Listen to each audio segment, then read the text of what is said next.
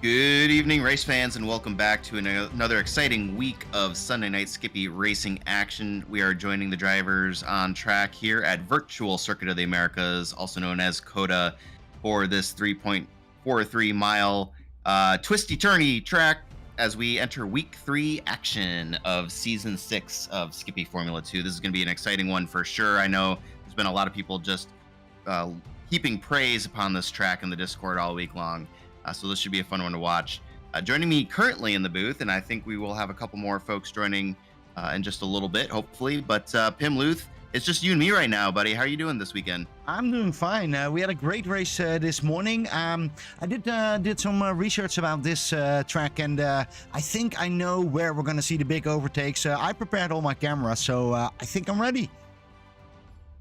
Awesome. Well, we are ready as well. We have an open qualifying session that's going to last for about 10 minutes here. So keep your eyes on that timing tower as we watch the drivers try to set some hot laps on these cold tires. And yeah, this one is going to be an interesting one. I know there's some folks who this probably isn't their favorite track of all, but there's going to be a lot of technical sections. There's going to be a lot of drafting. And I think overall for the viewers out there, friends and family watching, this one's going to be an exciting one overall. Yeah, and we have a lot of drivers on the pack already. Formula 2 is not just, some drivers. We have a pack that's over 25 drivers, so we will see a lot of things happening. And we already see them all prepare here for the first real lap that needs to go on. They have cold tires. I see already some fighting going on. Rusty Pontenberg right over there. Curious to see how that will go. Currently, we're driving along with Dwayne Hoffman. Look at that. We do see the cold tires immediately going off over there. Yeah, this is going to be one to watch for the off tracks, and that is one of the common complaints is the track limits here at COTA. Maybe a little more tight than people would have liked. But yeah, we're going to get a penalty every 17 incidents and a DQ at 20 incidents. So it'll be something to watch for as the race goes on. And mind you, if you get an off track during qualifying, that lap is basically null and void. So you basically have to try it one more time, and they got to be real careful around some of those twisty bits, as Ian likes to say. Yeah, I'm just pulling up the track map to see a little bit where everybody is. You see some people are trying to work together. This qualification is 10 minutes, open qualification, so anything can happen if you are in the good pack. And currently we see here 4 people driving along. I do see Matt Malicki, I see Rusty Pontenberg. Who's in between them? Let's have a quick look. Is that Michael Reback? Oh, Michael Reback, the Skippy Dogs. So I'm really curious to see if they're gonna have any. Everybody wants to be behind Chris Girondellis, because we don't have a scoring card yet, but we can do it out of our head. Chris, do you know who's on the first position in Formula 2? Overall standings or overall for this standings. Race right now? Oh, overall standings. Yeah. We got Chris Girondellis is leading the pack right now by a, I don't want to say comfortable margin, but he has 92 points overall to Charles Weber's 84 points. So those two really are kind of starting to walk away. It's still early in the season and anything can happen, but those are going to be the two drivers to keep your eyes on.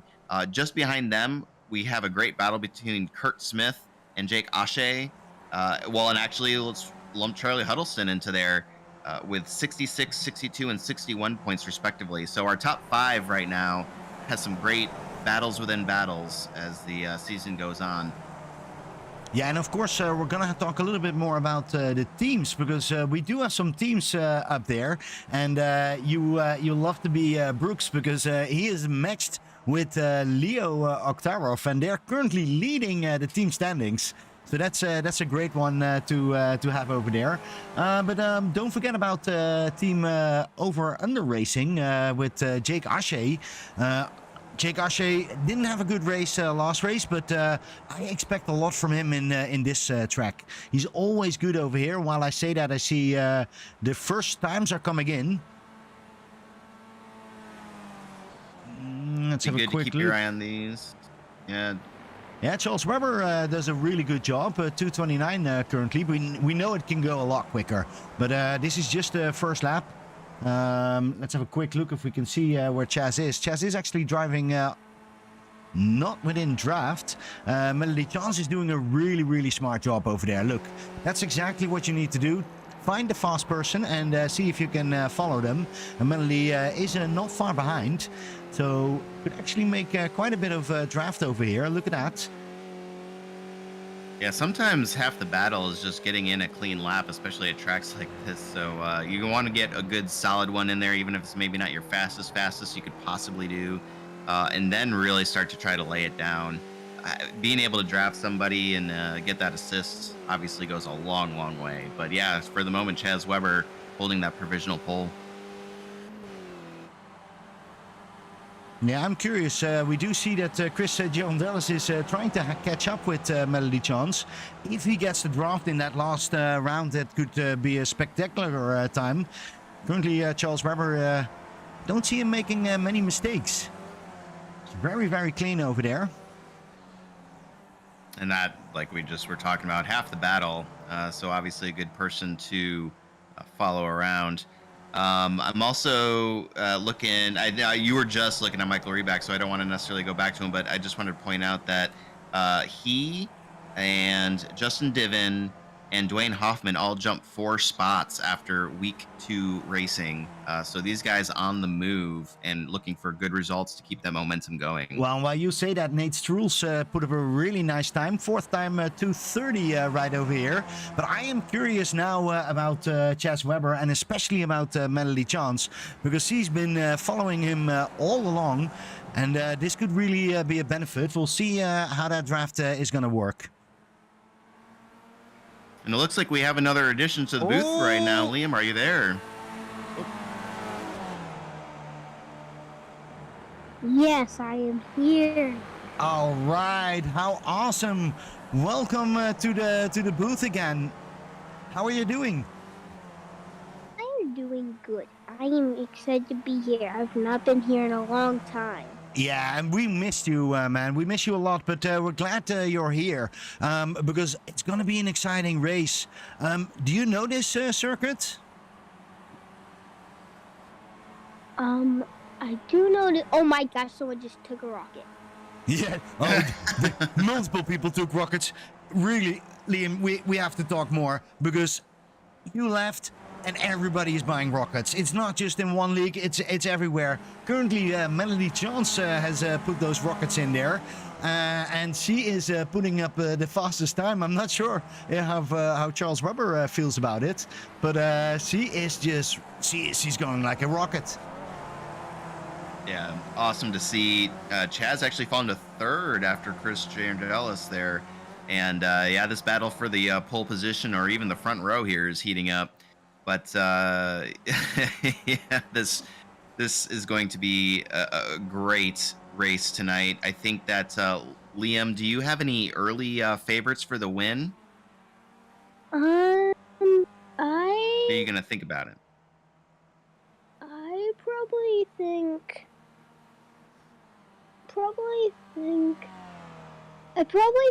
Melody Chance will probably win.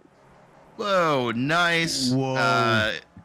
That is a big one. That is a big one. She has not won yet in this race, and she is looking very, very smart. I'm actually part of a team with her, and so I know that she can do really well.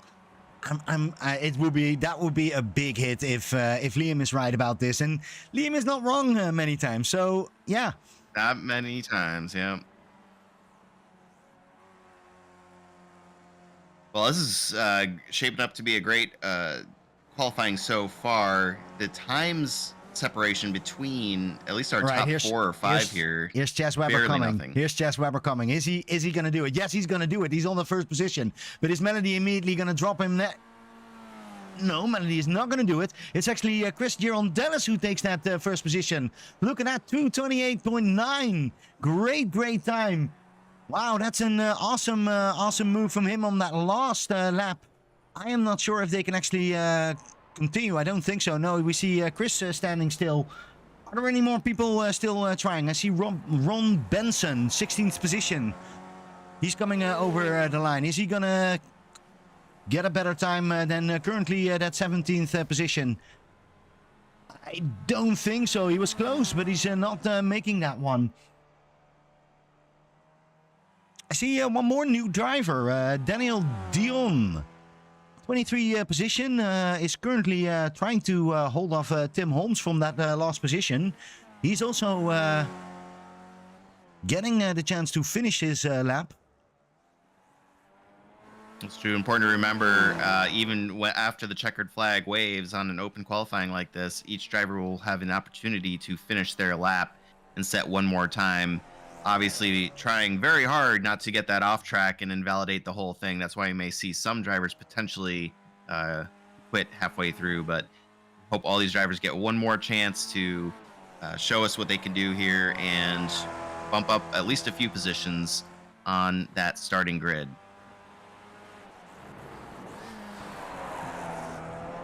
Now here comes... This is Peter. I've just joined the broadcast booth. Great, Peter. How was your qualification? 9th position with a 2:30. Yeah, I think it's okay. You know, I would have preferred to set a time in the mid 2:29s, but you know, I'll be okay. I think in the middle of the pack. Well, please let us halfway know how things are going, and we'll definitely come back to you. But this is going to be an exciting race. We have Chris Girondellis on that first position. I do see that is Chas Webber still driving? Chas Webber is still driving. He has still got a chance for that first position. Look at that. Oh, he is going into the pit. Liam, what do you think about the car that you see right now on screen? Chas Webber, the purple car. Pretty good. And I think I know how people are taking rockets. I don't think this is possible. I don't know. It's probably just people are pitting. But I don't know. Because if there's lots of rockets, that means lots of people are pitting. All right, because you get the rockets at the pit. That's your theory. Because it's an instant pass. And it's a lot of people that are getting passed. Yeah. Interesting. I see that. I see that definitely going. We currently only have Guzzi still driving along. I'm not sure how he can do that actually, because we're way over our time. But he's still going in there. He's 19th position. Christopher Guzzi, like that paint scheme that he has.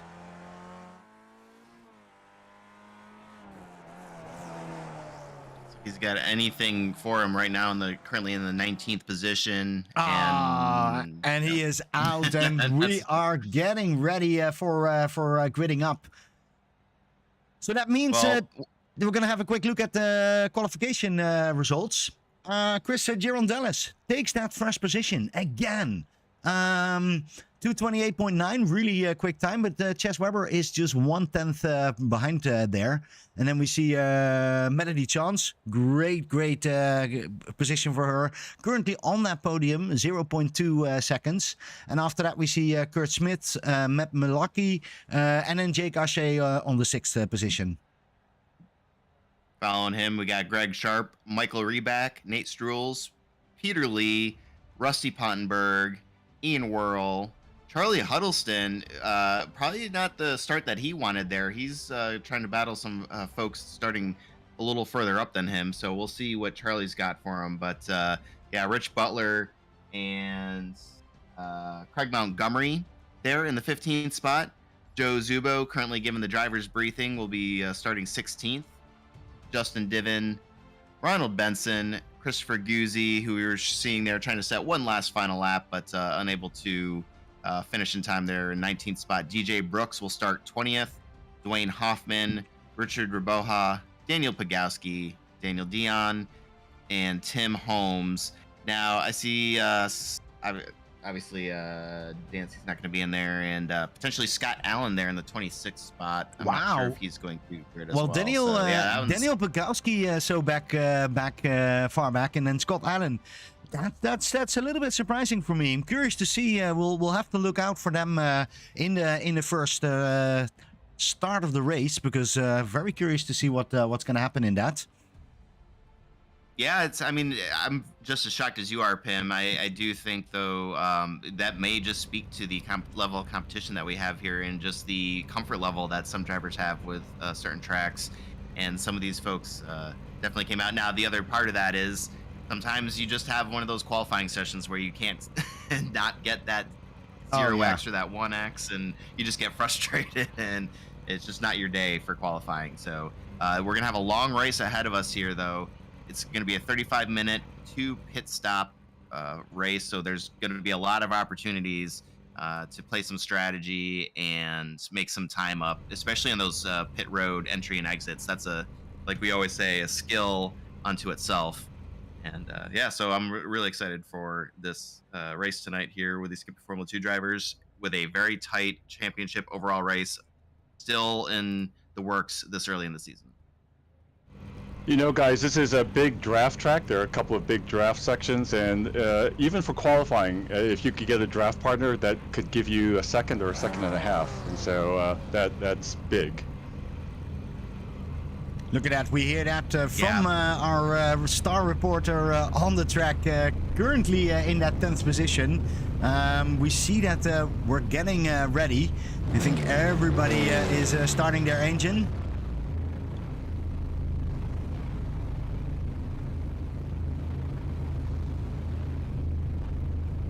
Look at that grid, man. That is awesome to see. Beautiful sight. And I'm really... Here we go. I think we're getting ready to go green. Well, we are ready, standing up there. Maybe. I thought we were. Maybe not. I thought we were, but we're not. I think they're all standing ready for it. The lights are going on to red, so that means... Chris Girondellis can take that first position and run with it, or is it Chaz Webber that is going to go in there? Immediately, they're going all behind each other. Chris Girondellis goes into that first corner. Look at that. And we see further back, 5 right, 4 wide. Unbelievable. Look at that. They're spreading out like a NASCAR race there. Love that stuff. 4 wide, 5 wide. But we're going to make it through turn 1. Exactly. We do see everybody going to turn 1, so that's amazing job. And we're going into those S's where it's just crazy. Look at that. It's all one big line already.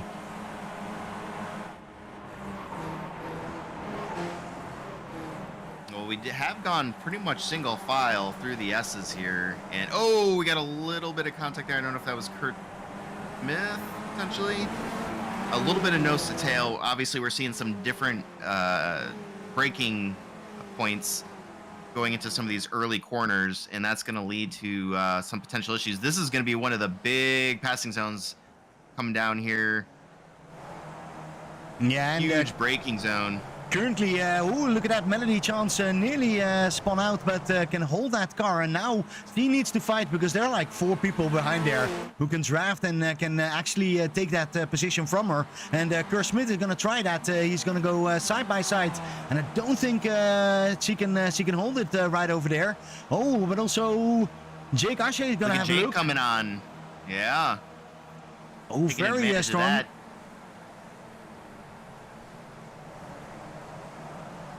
Wow, and look at that, and they're all going safe. Jake Ashe is fighting with Melody Chance, and Melody has the better gap over there. And look at Malecki. Matt Malecki is doing a really good job.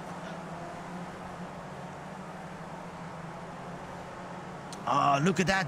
Jake Ashe has a difficult time over there, and is gonna drop some places if he doesn't look out.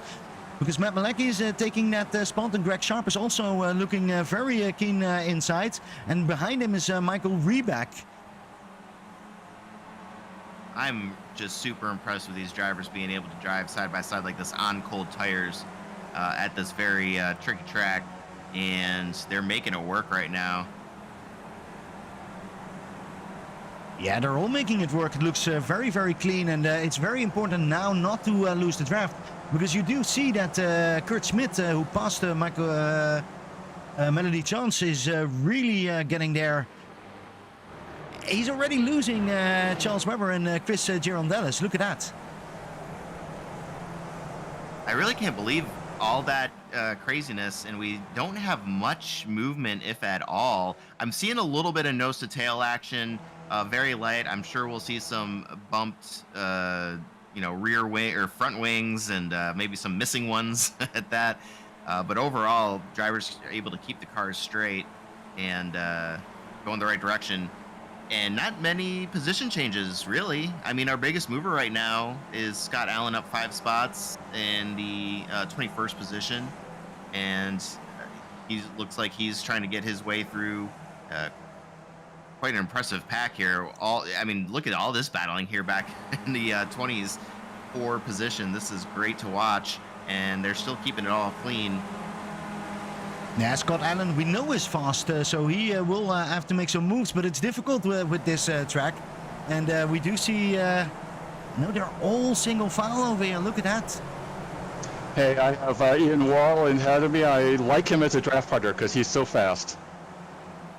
Well, there you go, Peter Lee following Ian Whirl for 10th spot here. Obviously, Cav OK racing friends, but at some point, this...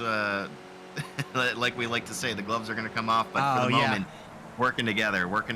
Yeah, we're just 4 minutes in a 35-minute race. I was wondering, Liam, what do you think so far of this race? This is pretty... I was going to say, all of these broadcasts so far, these cars are always going super fast. Yeah, these cars they are really going are fast, but it's also the drivers with their skill that they can bring that along. And especially if you look at Chris Girondellis and Chas Webber, look at how far they are already from Kurt Smith, who is really holding on and trying to see if he can get there. Or maybe he's trying to get away from Melody Chance because she's on that 4th position and still in that draft from Kurt Smith.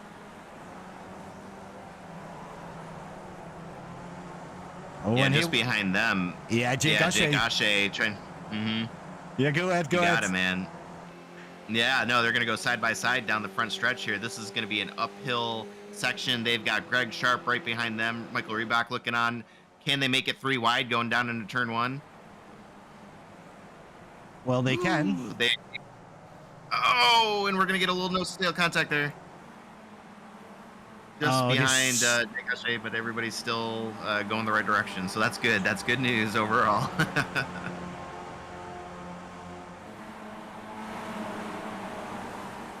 And look at them all go through those S's. It's amazing. And yeah, it's not wise to go too wide over here.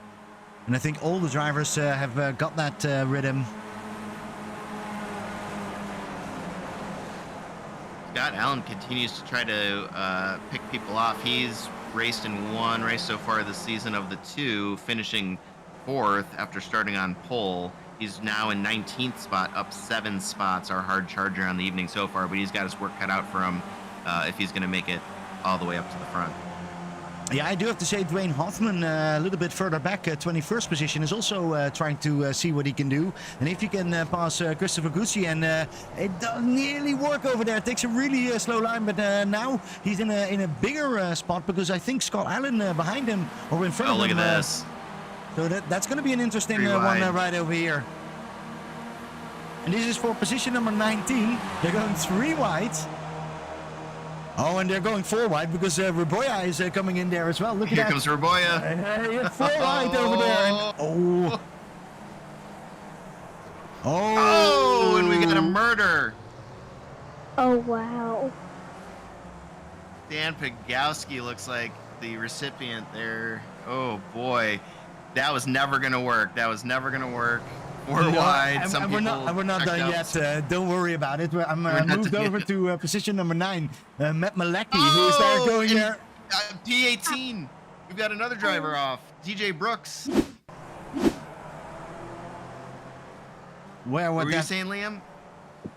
I see all this. Yeah. Oh, that was Justin Devon. And oh, we see Peter Lee has crashed. Peter, what happens? There was some contact between, I think, Ian and Michael, and Oh, a major crash. Oh, well, here's the big crash. Well, that's There's a big definitely one. the Oh my case. gosh. So So we've got where do I need to watch, guys? Rich Butler, Peter Lee, Rusty Pottenberg, Charlie Huddleston, Rodden Benson, Dwayne Hoffman, Richard Urboha, all involved in incidents here. But Can't that even keep leaves up. Chris Girondellis on that first position. Tess Weber, Kurt Smith right behind there. But then Melody Johnson, Jake Ashe, Greg Sharp, Nate Strules. So we still have a lot of drivers over here. And look at that, they're sliding a little bit more, trying to get back to each other. Yeah, P10 also is really battling hard here. This is still Matt Malicki and Michael Reback trying to catch up to Joe Zubo, and really dangerous times here through the S's. Although it looks like now they're going to sort out single file. But this turn down here, this is what we were talking about earlier, major braking zone, opportunity to pass, but it does look like they're going to have enough separation where it won't necessarily be the case this time. Holy cow. Well, that was an exciting round after being so clean for so long. Pass for the lead. Chris Girondellis and Chaz Weber going side by side through, I believe that's turn 12. Yeah, and we do see that. And a nice move from Chris Girondellis. Now needs to make sure that he's on that inside line and that he holds off Chaz Weber, but that works really nice. And now it's going to be difficult to pass here. He will have to wait a little bit. Oh, and they're going to make contact. Chaz Weber holds up, and he's going to let Chris Girondellis go. I don't know, Liam. What do you think? Would you give somebody the chrome horn if you had an opportunity at the lead? Would you bump them out of the way, or would you think you'd race clean? I have no idea. No, You have me no neither. idea. You know. Of course he would. He would keep it clean, Chris. But the question Of is course he that, would of course, keep it clean. But look at that right Oh, behind. boy. I see Jack Ashe is going into the pit already. Jake Ashe is going to do an Ashe. Peter Lee was trying to say something. I'm really curious what it is because he's right behind Dan Pagowski currently with Ron Benson. Look at that. Ron Benson moved also quite a bit of spots. P6 is heating up here. Slapping next. All right, he says that he goes into the pit. Peter, we do have some distortion coming in, but that's probably because you're full in motion up here. Chris Girondellis is still in that first position, trying to get away from Chaz Weber, and it seems that it's working. Everyone will be pitting next lap. Oh, everybody will Holy go cow. in. That's going to be interesting. What about Okay. cooperation? Yeah. What do you think about that, Liam? What will we see when they're going into the pit? This is gonna be a big lots of people entering and exiting out of the pit. Yeah, it's going to add some congestion there, which could impact people's ability to pit as fast as they probably practice when they're practicing on their own. I'm watching right now Ron Benson in P14 and Dan Pagowski and Peter Lee. So that's going to be a fun little group to watch, try to make it down pit road and do so cleanly. Any of these packs that you see, people have different breaking points. As we watch Nate Strules trying to make a pass on Melody Chance for P4 right before the stated pit stop here. And yeah. So any of these cars that are going to be close together, you really got to trust that you understand where their braking zone is going to be going into that pit road entry, because that's where things can get really, really spicy really quick.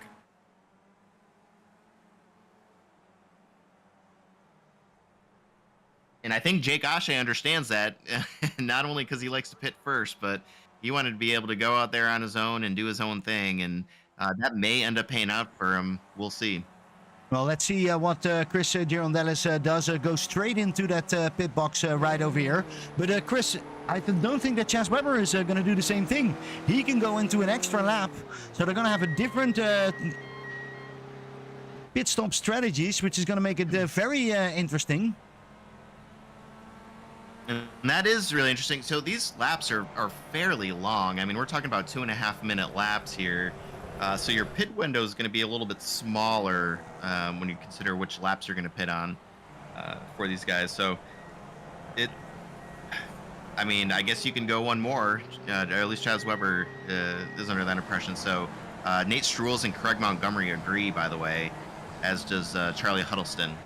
So they're going to go stay at one more. I'm going to be very curious about their times up here. Who's going to be the quickest? Who can actually make that difference in the pit stop strategy?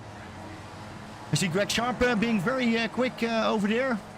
Chaz Weber is already way ahead of everybody together with Nate Strules. And then, where is Jake Ashe? Jake Ashe is ahead of Ian Worrell, but behind Kurt Smith and Chris Girondellis. So Chris Girondellis is our virtual leader. But Jake Ashe was very, very quick in his pit stop. He will probably also need to go in very early.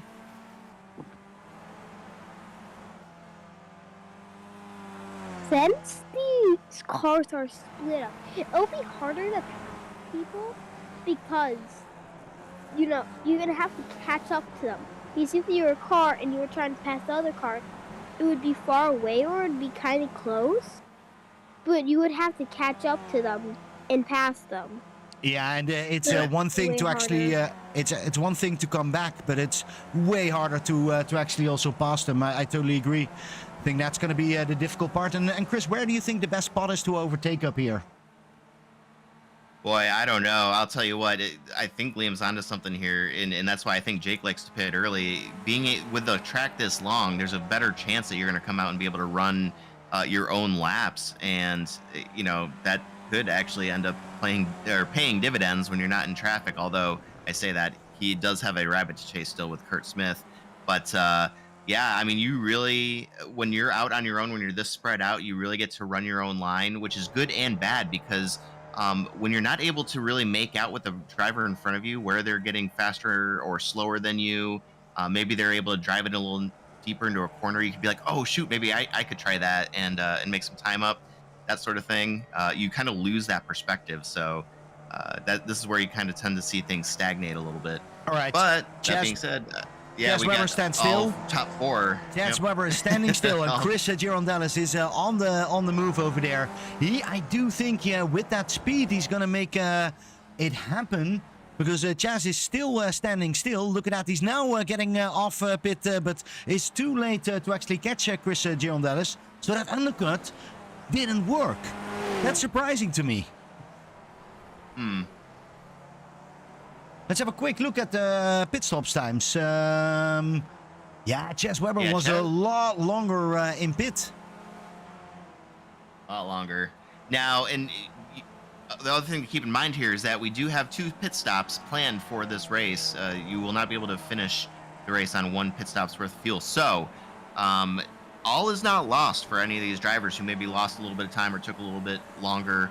That may be on purpose because now, depending on how the race goes, depending on if you can get a draft partner, that sort of thing, you may be able to take a little bit less the second time around. But yeah, we'll see for sure. At this point, it's still we'll see because we have 1 more pit stop to go. Yeah, I'm currently watching Greg Sharp, who is a team member of Bell Sharp, the Spark Puck Racing.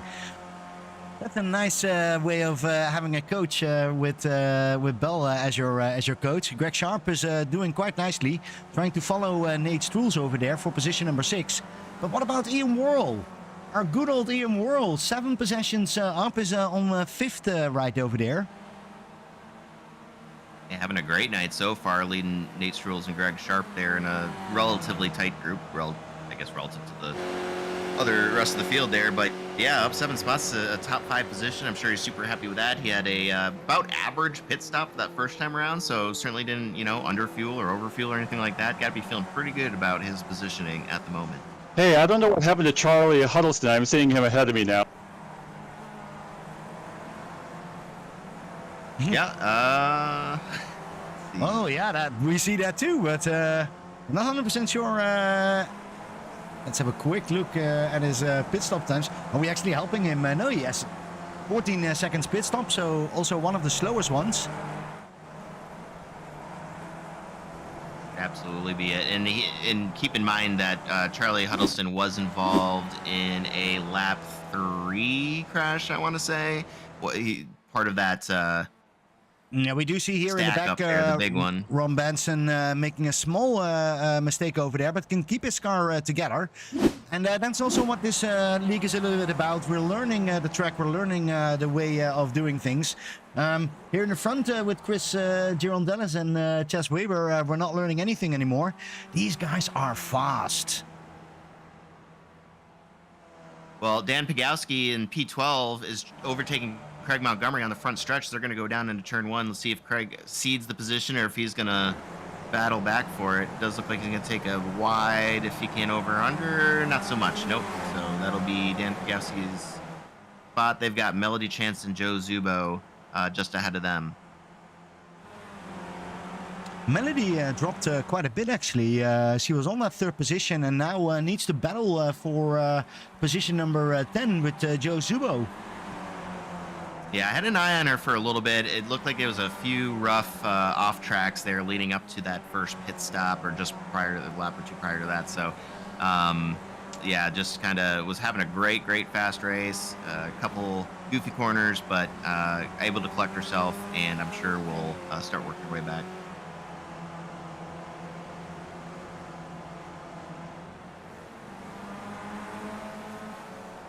Well, So- our hard charger for the evening continues to be Scott Allen there in 14th position right now. He continues to charge. He has the fastest lap of the evening at a 2:28.79. So once again, he is making spots up bit by bit and doing a great job just to remain consistent. And he had a very fast pit stop of 9 seconds. So that may have something to do with it. He might have to take a little bit more fuel than the rest of the field on the second one. So we'll see how that works out for him. As did Dan Pagowski, by the way, both single-digit pit stop times on pit road. But a little further up, Matt Malicki in P8, Michael Reback. These guys were bumper to bumper here for just a little bit. It does look like they're going to get a little sorted out through turn 13 and 14, but this whole pack right here going to be something to watch moving forward. Yeah, and then the pack a little bit further from that is, I think, Jake Ashe and Nate Strules and Ian Worrell. And I think Greg Sharp is right behind there as well. Look at that. They need to look out that they're going to be in a fight very soon. They're getting onto the long straight over here. Great way to outbreak your... Well,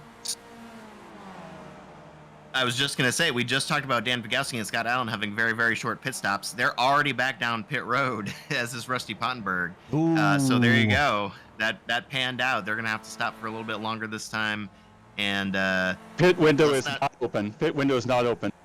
Oh, so maybe they had a penalty or something like that. So maybe, yeah, that may be an error there on those drivers' parts. Liam, what do you think? What do you think about that? Do you think they had a penalty? I don't know. No, well, I don't know either. I do know that Daniel Pagowski is running with Jeffrey Decker. So Dan Pagowski needs to score the points because I know Jeffrey Decker wasn't racing last race.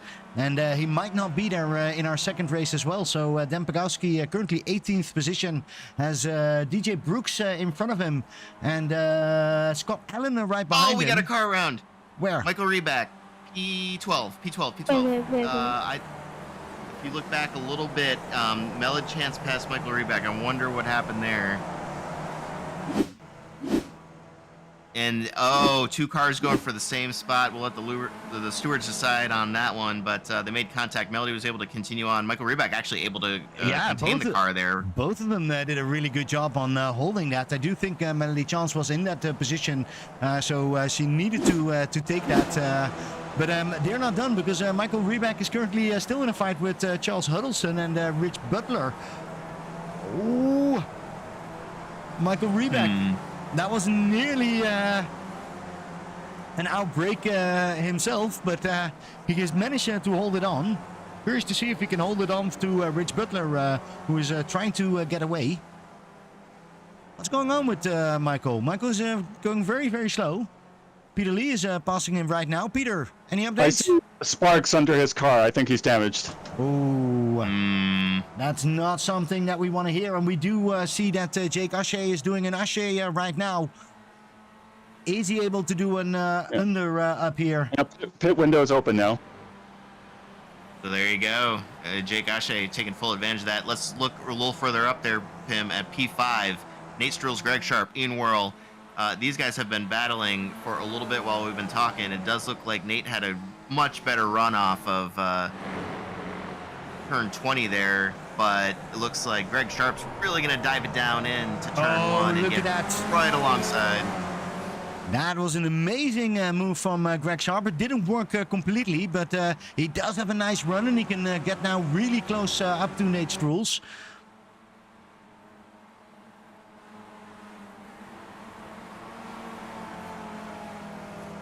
I see a lot of people going into the pits, but so far not Nate Strules and Greg Sharp, who are running here number 4 and 5.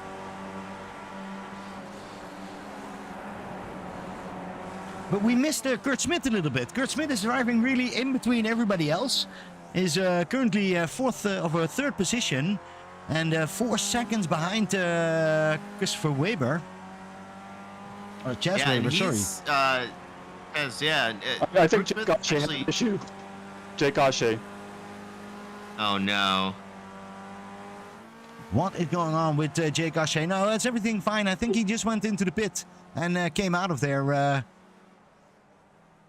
guess we'll see what happened there. But, so Kurt Smith, this is working out for him being on his own right now because he has now the fastest lap of the race last lap with a 2:28.70 and really trying to work his way up. And I don't know what the heck is going on. Greg Sharp went off track. What happened there? Oh my goodness, Peter! Greg Sharp. I just see him doing flips right now. Go. What? I don't know. All right, we need Looks like that. Yeah, that's. Flips? He and Nate Strules made contact a little further up, and that sent him absolutely flying. Oh my gosh. Oh my gosh. Well, Greg Sharp is still No. rolling from now on, I think. Look at that. That was a major crash. Let's see if we And can. we hope he's not a VR user. So here they go. And All right. Greg Sharp is passing him, and yeah, they just hit each other.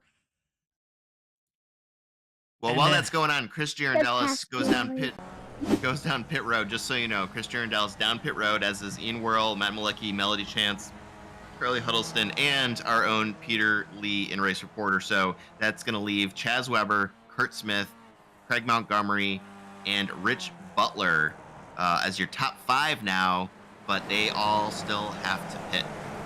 Yeah, and Chris Girondellis is out of there, so he doesn't have to pit anymore, and is currently holding on to that third position. So that's a really good proposition for him to actually go for another win up here.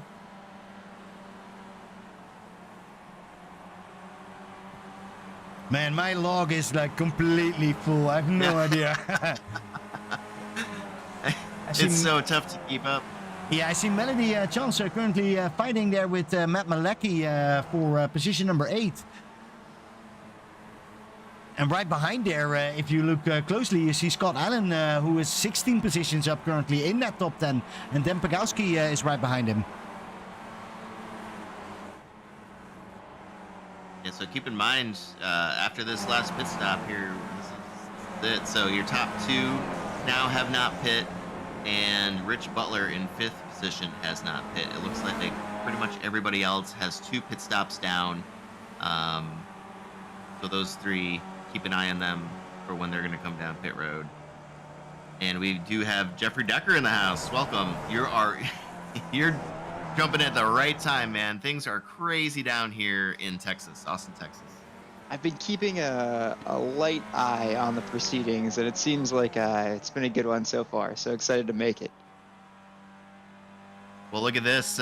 Rich Butler passing Kurt Smith for P4. Rich Butler up 10 spots so far. He does still have to pit one more time, but he is battling for every position in the meantime. Chaz Weber will come down pit road now.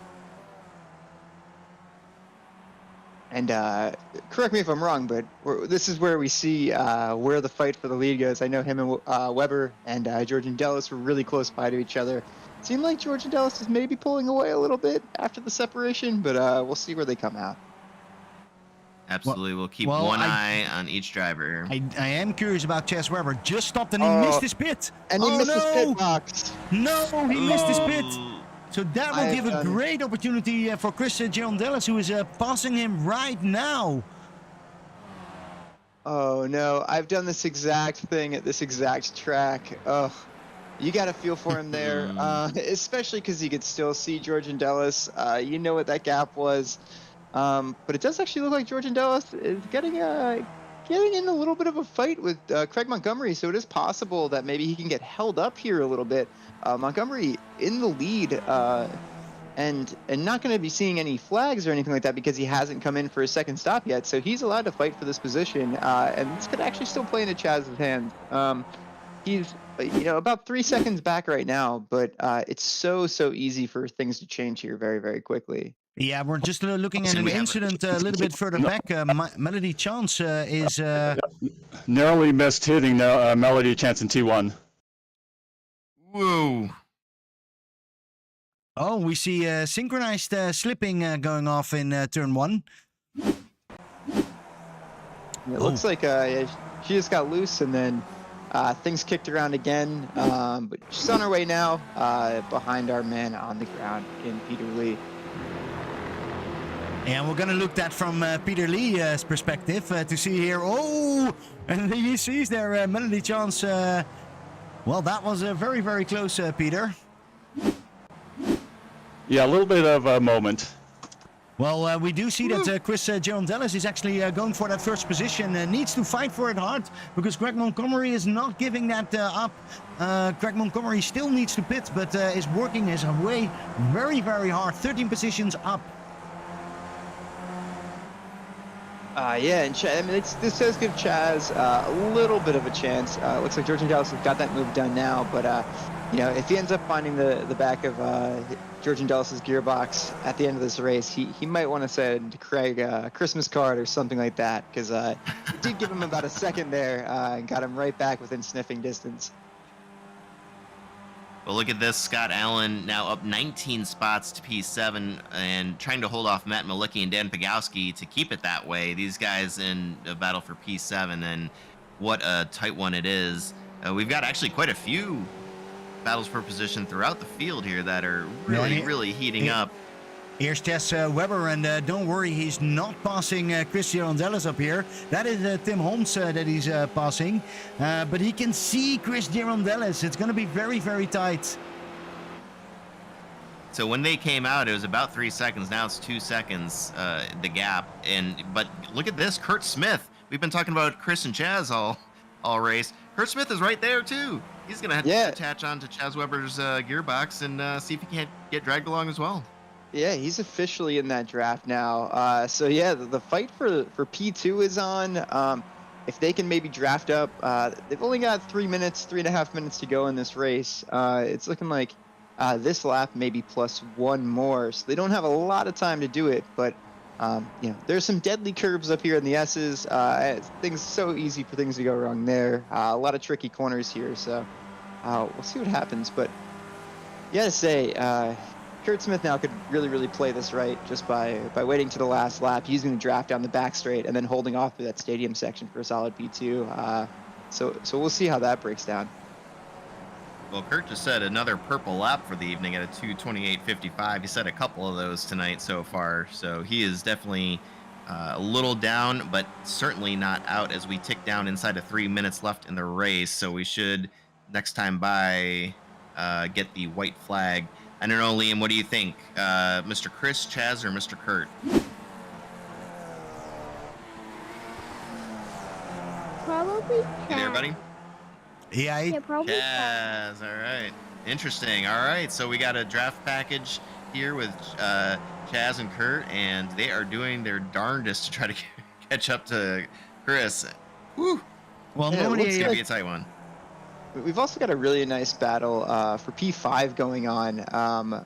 I think our current hard charger, Scott Allen, in there, up 20 positions right now, with Craig Montgomery, who we were just seeing fight for the lead earlier on, leading that group. But a nice tight pack of 4 cars there, all in contention for that top 5 finish, which is always a good result. We just got also the 2-minute marker, so I do believe this next lap is going to be the last lap. But yeah, this tight battle of 4, things kind of moving in and out. They're getting really close to each other, back and forth. So I think that's going to be a really, really tight finish to watch as well. Matthew Mckenzie getting really, really close to Scott Allen there. And nothing to look at here, but both. And Well, Allen, yeah, runs a little bit deep, and now Mckenzie has passed him down the main straight, but that's also given some separation to Craig Montgomery, who will be pretty happy to get some breathing room there. It seems like maybe his P5 to lose because the fight is going on. They're going 2 wide again at the top of the hill. 3 wide again, 3 wide. He goes down the middle. It looks like he's gonna. Scott Allen's going to go wide. I don't know if there's a slowdown there. I think it might just be an off track, so he's actually going to lead them into the S section. Those guys might be going 2 wide here. Oh, the bravery. Mckenzie pulls out. I think that's the right call. Really, really tight battle there. But yeah, they've gone back to single file at this point.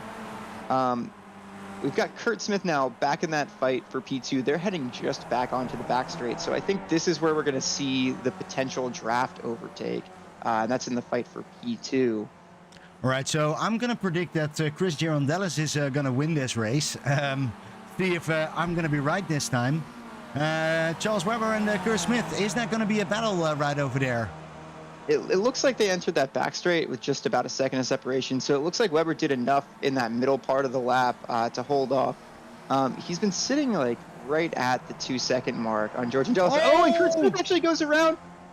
He's got enough time. He should be able to hold on to the P3, but very, very close now. With, I think, Ian Worrell coming in. Rich Butler close. making a pass on Charlie Huddleston for P10. Oh, look at that. Now we get the real things to see because of Peter. Great move.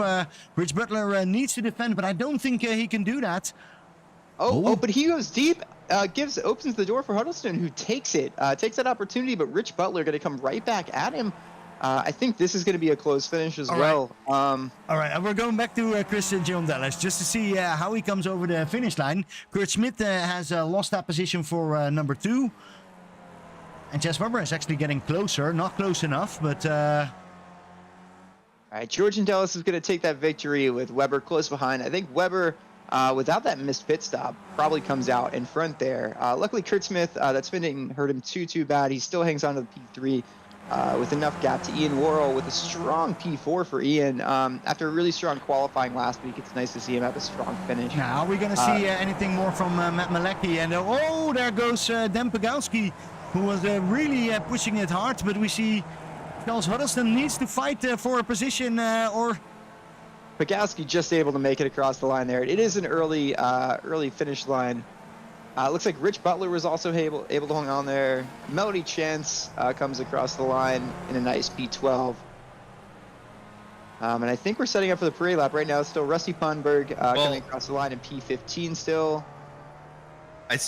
By the way, I think we've got a huge battle here for P22 still raging. I know we're talking about formation laps and stuff, but I do believe this is still a race with Danny Dion, Richard Raboha, and Dwayne Hoffman. These drivers still locked in battle. Yeah, it looks like.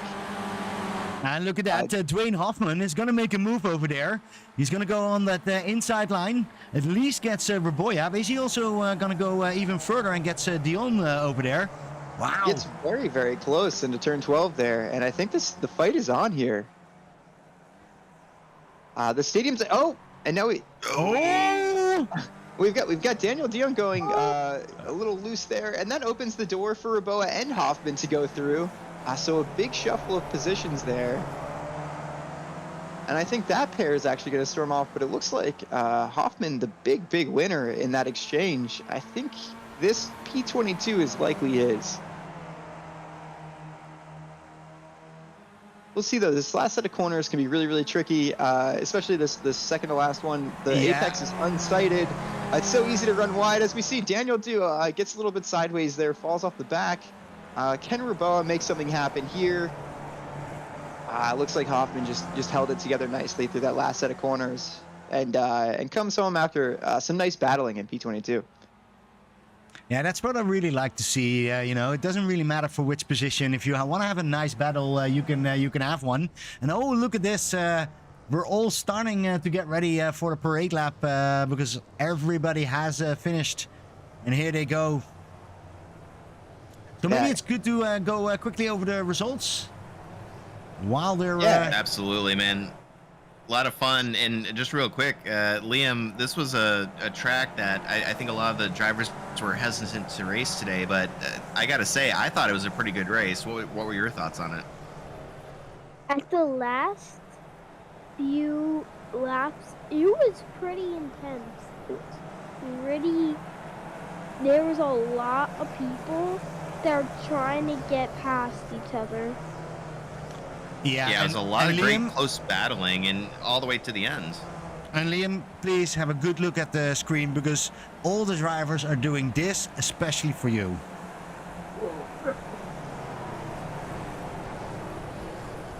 They're all getting ready. It's amazing. People are actually fueling extra to actually be able to do this.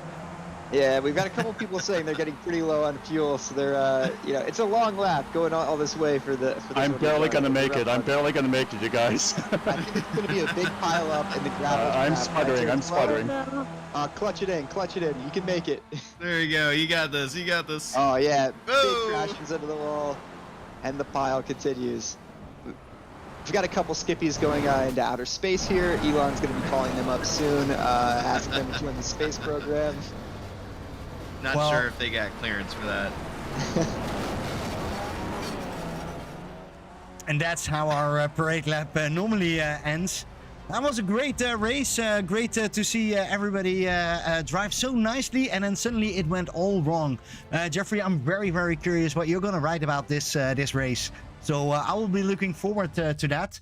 I do think we're going to take a small little break, and then we'll come back to our Formula 1 race, which is going to be even more and more tighter than this one.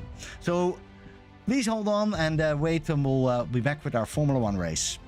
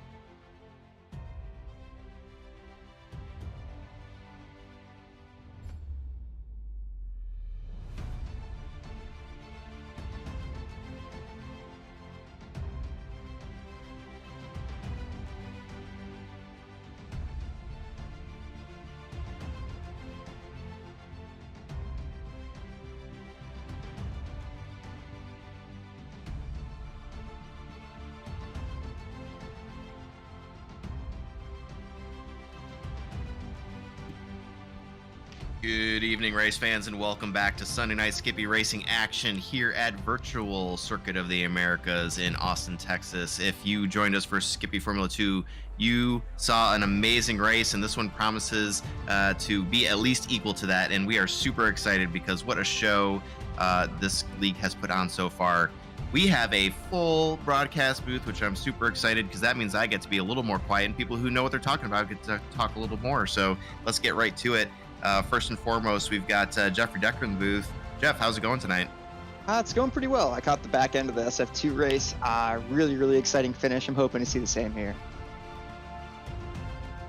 Absolutely. Also joining us, two drivers who participated in that extremely exciting race and actually saw each other on track quite a bit. So first off, Peter Lee, we spoke to you just a little bit during the race. Peter, how was it overall? Well, I'm relieved to be done with it. You know, I expected to be around P10. I, in fact, qualified P10. I finished P10 in the race, but it was a little bit adventurous because I had a mid-race spin and fell all the way to the back. So I feel lucky to work my way back up. And one of the good drivers who's draft partner for at least a little bit there, Ian Worrell, had a great race, and I know that you were excited about that. Just talk to us a little bit about what that was like for you here at Circuit of the Americas. Yeah, well, it's not a track that I particularly like, and it's not a track I've ever really done well at. So I didn't qualify very well. I qualified P11, but through attrition more than anything else, I was able to finish P4. So I'm very happy with the result. Yeah, it was an interesting race, and I had a great time when Peter and I were together. So if any of you are listening to this and you haven't seen the race, I highly suggest you watch it after this one on replay. I've got lots of your car's paint on my front wing, Ian. Well, you know, by you the will way, return it. I had the Cav K highlighted on my race car. Yeah, There you go. as Well, did I, that may of course. it may have actually transferred over to Peter's car 1 or 2 points during the race there. Guys, it looks like Chris Herrera's done. He didn't make it across the line to get a third lap in, so he's only going to get 2 laps. He's sitting P2 right now, but Carl Jonke really close to him. Leo Charov, though, out ahead by half a second. He is also on a third lap along with Carl and some other drivers, so it'll be interesting to see how these guys who were able to get third lap in move up the order here. Absolutely. And great Leo's point. We've setting got- purple sectors as well, so he's going even faster. Yeah, I think we're going to see Obviously a the man to 26 beat. out of Leo here. Yeah. Yeah. I don't know how We've they got a does it, minute. though. We got a minute remaining I still here. think that could be made illegal. Well, I don't know. Maybe we should start looking at doing using the the handicapping. You know, where you can put weights in people's cars. We're gonna have to like set his like engine to like 95% or something like that. Yeah. You know. It would make Yeah, it'll certainly well- make things interesting. Yeah. So looking It's at a great McLeod here. night for. Oh yeah. Go ahead. Sorry. I was just gonna say it's a great night for racing and setting some high laps because we got a nice cool track at 71 degrees Fahrenheit. And I just want to give a quick shout out to Team Bell checking in. We see you, love ya. This is gonna be a great one. Anyway, on to McLeod. What do you got? I'm all about Team Bell. I was just saying McLeod coming to the end of his lap. Actually, I do believe Scott Bell also coming to the end of his lap. If we want to give Team Bell a quick look on the broadcast, he's coming out around the second to last corner. Looks pretty nice and tidy there. Stays within track limits in between those final 2 corners. And then the final turn hits the apex nicely on power early. Oh, and I think he just doesn't make it. Well, But he was You going called it, to P6. That's a pretty good result for him. Yeah, still P6. I think he, if he would have made that third lap, it looked like he was going to improve as well on that. well, you called it, man. Guess what? The pole position time was Yeah, oh wow, look at that. Leo with 2:26.97. Unbelievable. Chris Herrera is going to start on the outside pole alongside him, though. Holy cow, guys! This is going to be a quick one. It is. Yeah. It is. But they say that starting P3 in Formula 1 is better than starting P1. Does the same thing hold true for Skippies? You know, we are on the F1 layout, so let's just say yes. Let's just say Leo's at a disadvantage here. So, Which means you know, Carl we have, Trotty has the advantage. Oh yeah, we have- Drunky. No, sorry, you're right. Yeah, we have Leo Ovcharov, of course, who has that mind-blowing time. But if we look at Chris Herrera in P2 all the way down to RJ Mckenzie in P12, they're all covered by less than 1 second. Wow. Yeah, so That's we're just gonna insane. eliminate Leo from the top there, and then nice tight battle behind there. No, we're It does missing look like Go on. Sorry. I was gonna say it does look like Carl got his last lap in, but invalidated along the way. So one thing to point out tonight is just that Coda, it's so easy to get what we call 1Xs, which are just off tracks. They invalidate your lap times in qualifying, but we also have a limit to the number of those you can use in the race. So I think drivers will have to be a little bit careful because it is a little bit of a tough track to keep it on track all the time. It is. It really is. Although once your tires warm up and you get those S's right, it's the lovely flow of going through there. Definitely, yeah. And I think that's part of the reason I think we have 5 drivers who didn't set a lap in qualifying, and I'd imagine it's just because they ran into off-track troubles and weren't able to set a valid time. And then speaking of the number of drivers, we seem to be down a few drivers. We have only 26 people starting today. Yeah, this season it's been pretty close to there. I think first race of the year was actually a little down and then up a little bit more. So Coda doesn't seem to be a favorite of the Skippy community, so not a huge surprise to see a couple missing names. But It's more the track than the drivers, and it's it can be a frustrating track because of the off-track penalties, but also because of the long draft sections, and so it's just very, very hard to shake someone, to lose someone. And I am seeing we've got about 20 seconds to lights, so let's buckle up, boys, because I think this is going to be a doozy. I think we've embraced that Carl Drunky has the advantage here, starting from P3, so we'll see how that plays out going into turn 1. But I do expect the cars to kind of file in single file pretty quickly, because that SS section is super scary on cold tires, and even more scary going too wide on cold tires. And lights are up. And we're going. We've got a green flag. And yeah, as you say, so done. They're immediately pulling into that single file snake going up into turn 1. Yeah, McLeod putting himself on the outside there, which is actually usually a disadvantage. Scott Bell getting pretty close to Jeff Snavely. Everyone's still kind of filing in. A little bit further back, we do have some cars kind of sorting themselves out in turn 1. It looks like everyone made it through okay there, but things do really kind of get pretty tight through there. I do also see Joshua Dancy and Kyle Reed going side by side in the S section for just a moment before they sort themselves out. So some bravery there. We do have one car, I think, with suspension damage already. It's hard for me to tell who that is. That's Mazza, I think. So Nicholas Mazza, yeah. And Aaron Law maybe as well. I don't know. Aaron. But I think it was Nick Mazza. So for sure is in the midst of a tow, and he must have broken the suspension on one of those yellow curves in the S's. And I see some three wide further back between Gherkin Demir. Who else was that? Shram Tetriak and Joseph Noah. Oh, and Gherkin Demir loses it heading onto the back straight. And there's a little bit of contact back there between that trio. Unfortunately, looks like Gherkin's had to tow. Thomas Fotos caught up in that as well. Both of them are able to, Joseph Noah and Thomas Fotos are able to get going again, but unfortunately, it looks like Gherkin Demir had to tow. Not maybe the start he was looking for. Yeah. Very unfortunate. He didn't set a qualifying time, so he's starting near the back, and he had worked his way up 7 spots right at the start. But unfortunately, I think too many cars to pass. We do now see John Tretiak in P16 and Benjamin Harris in P9, also followed by Aaron Law, and they're charging up the field pretty fast. They certainly are. I'm seeing Benjamin Harris up 9 positions and Sean Tretiak up 8 positions. So both of those guys on a charge.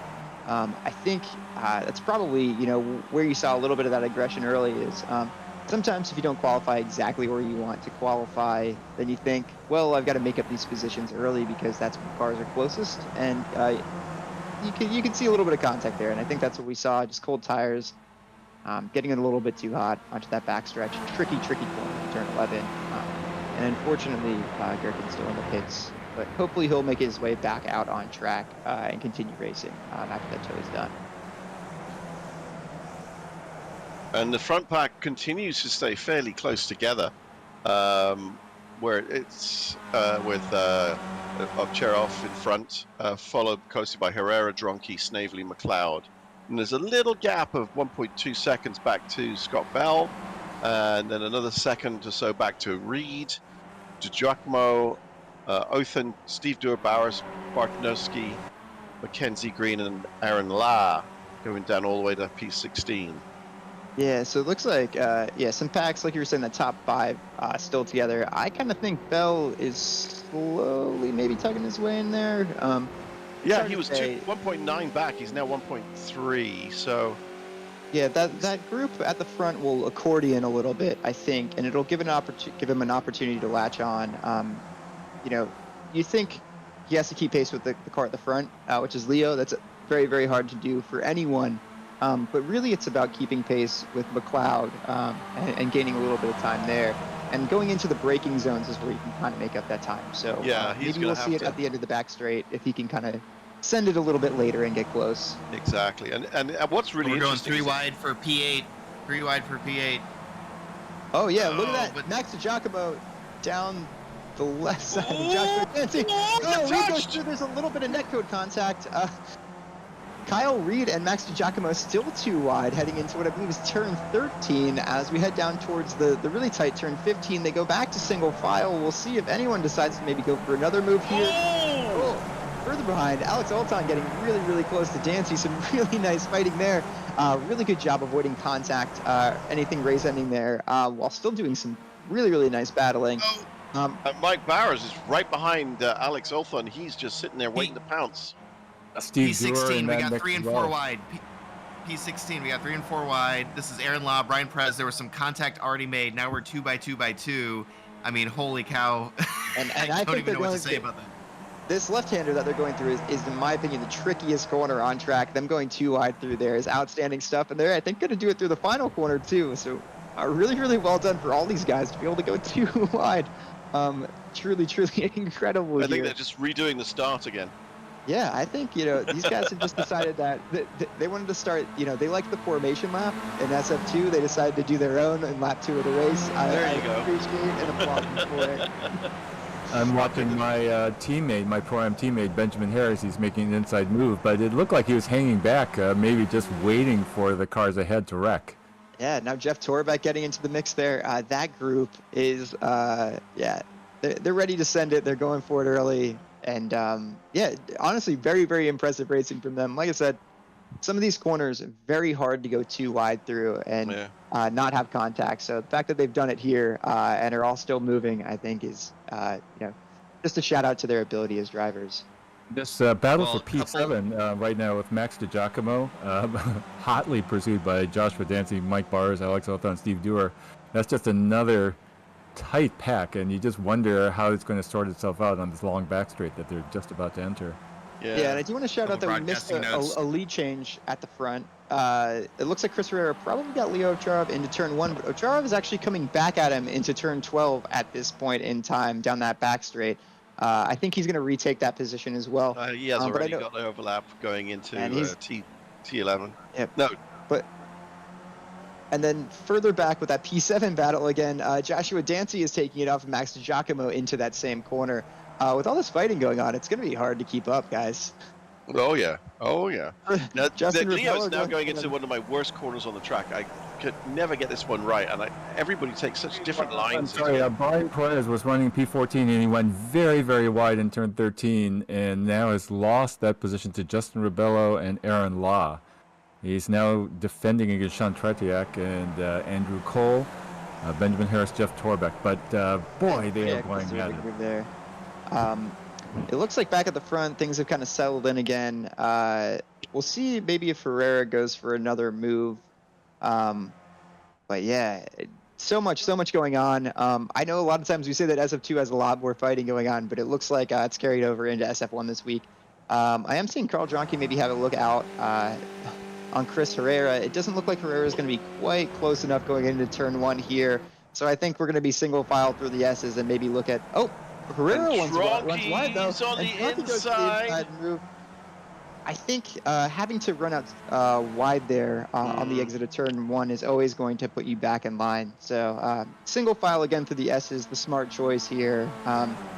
It looks like in the battle for P7, things have kind of settled down a little bit. They're also going to go through single file.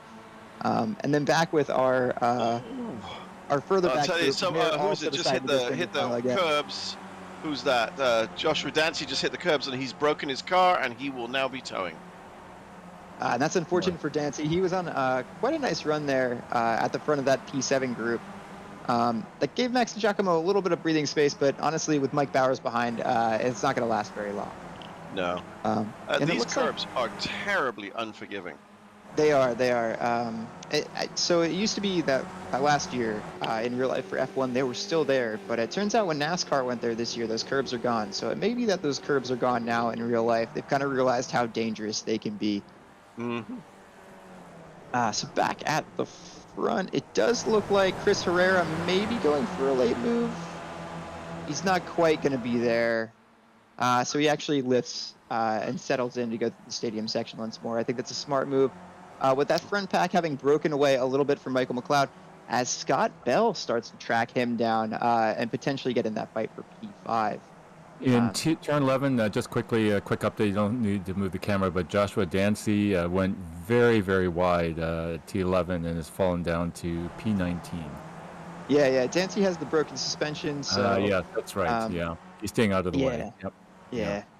I think he's just trying to limp it home a little bit faster than a tow. So for people that don't know iRacing, if you tow, there's a penalty associated with that in terms of time getting back to the pits. So if you can limp the car back to the pits, it'll be a little bit faster at a track like this. And he's just hoping to save a little bit of time and maybe get back into the race to salvage something here.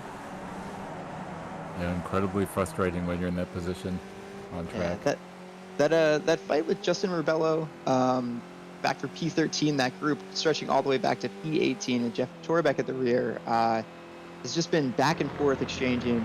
These guys really, really going at it. Going to be a tight battle, I think, throughout the race. I think we'll get a little bit of a breather maybe once the pit stops start to go. I'm expecting to see some different pit strategy. This feels like a race where you can maybe use an undercut to gain a little bit of separation from the group you're in, especially if you felt like you didn't qualify quite as well as you wanted to. But we'll see if we have any early pit takers. It is pretty difficult, though, with a long lap like this. Well, also, like Alex Ocon has actually done exactly that, Jeffrey. So he might be the first taker.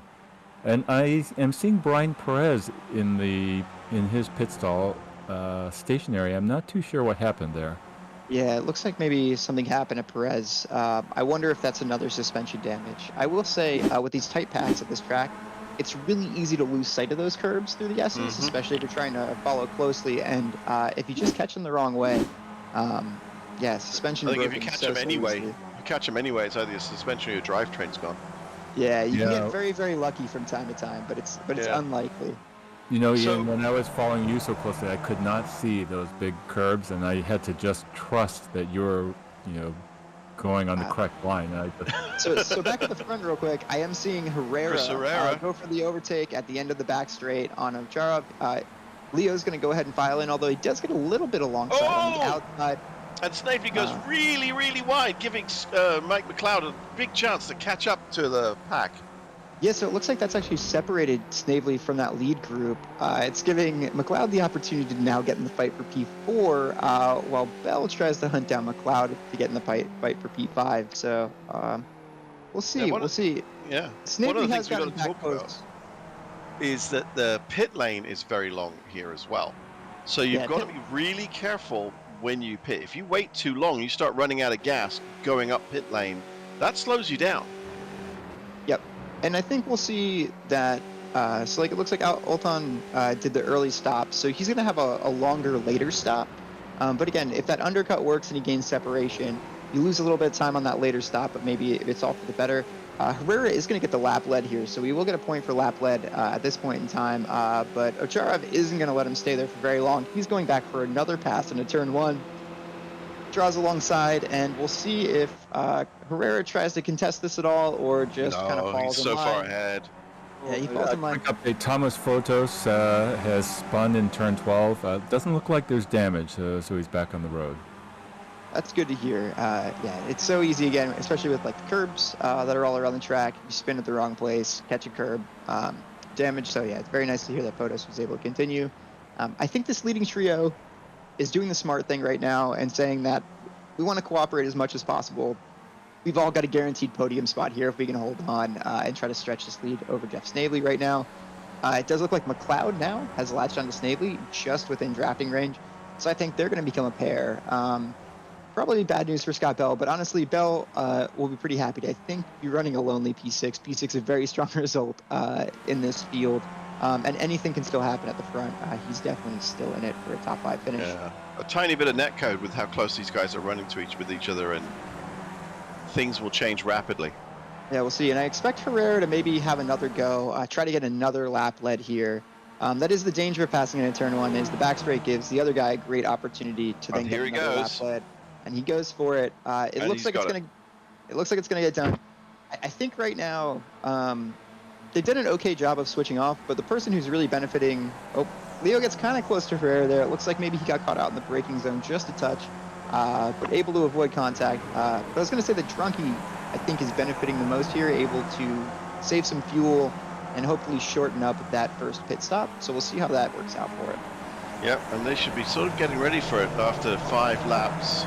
Carl locks it up a little bit, getting close to Leo there as well. So still able to hang on, and not quite a big enough incident to get Snavely back in there.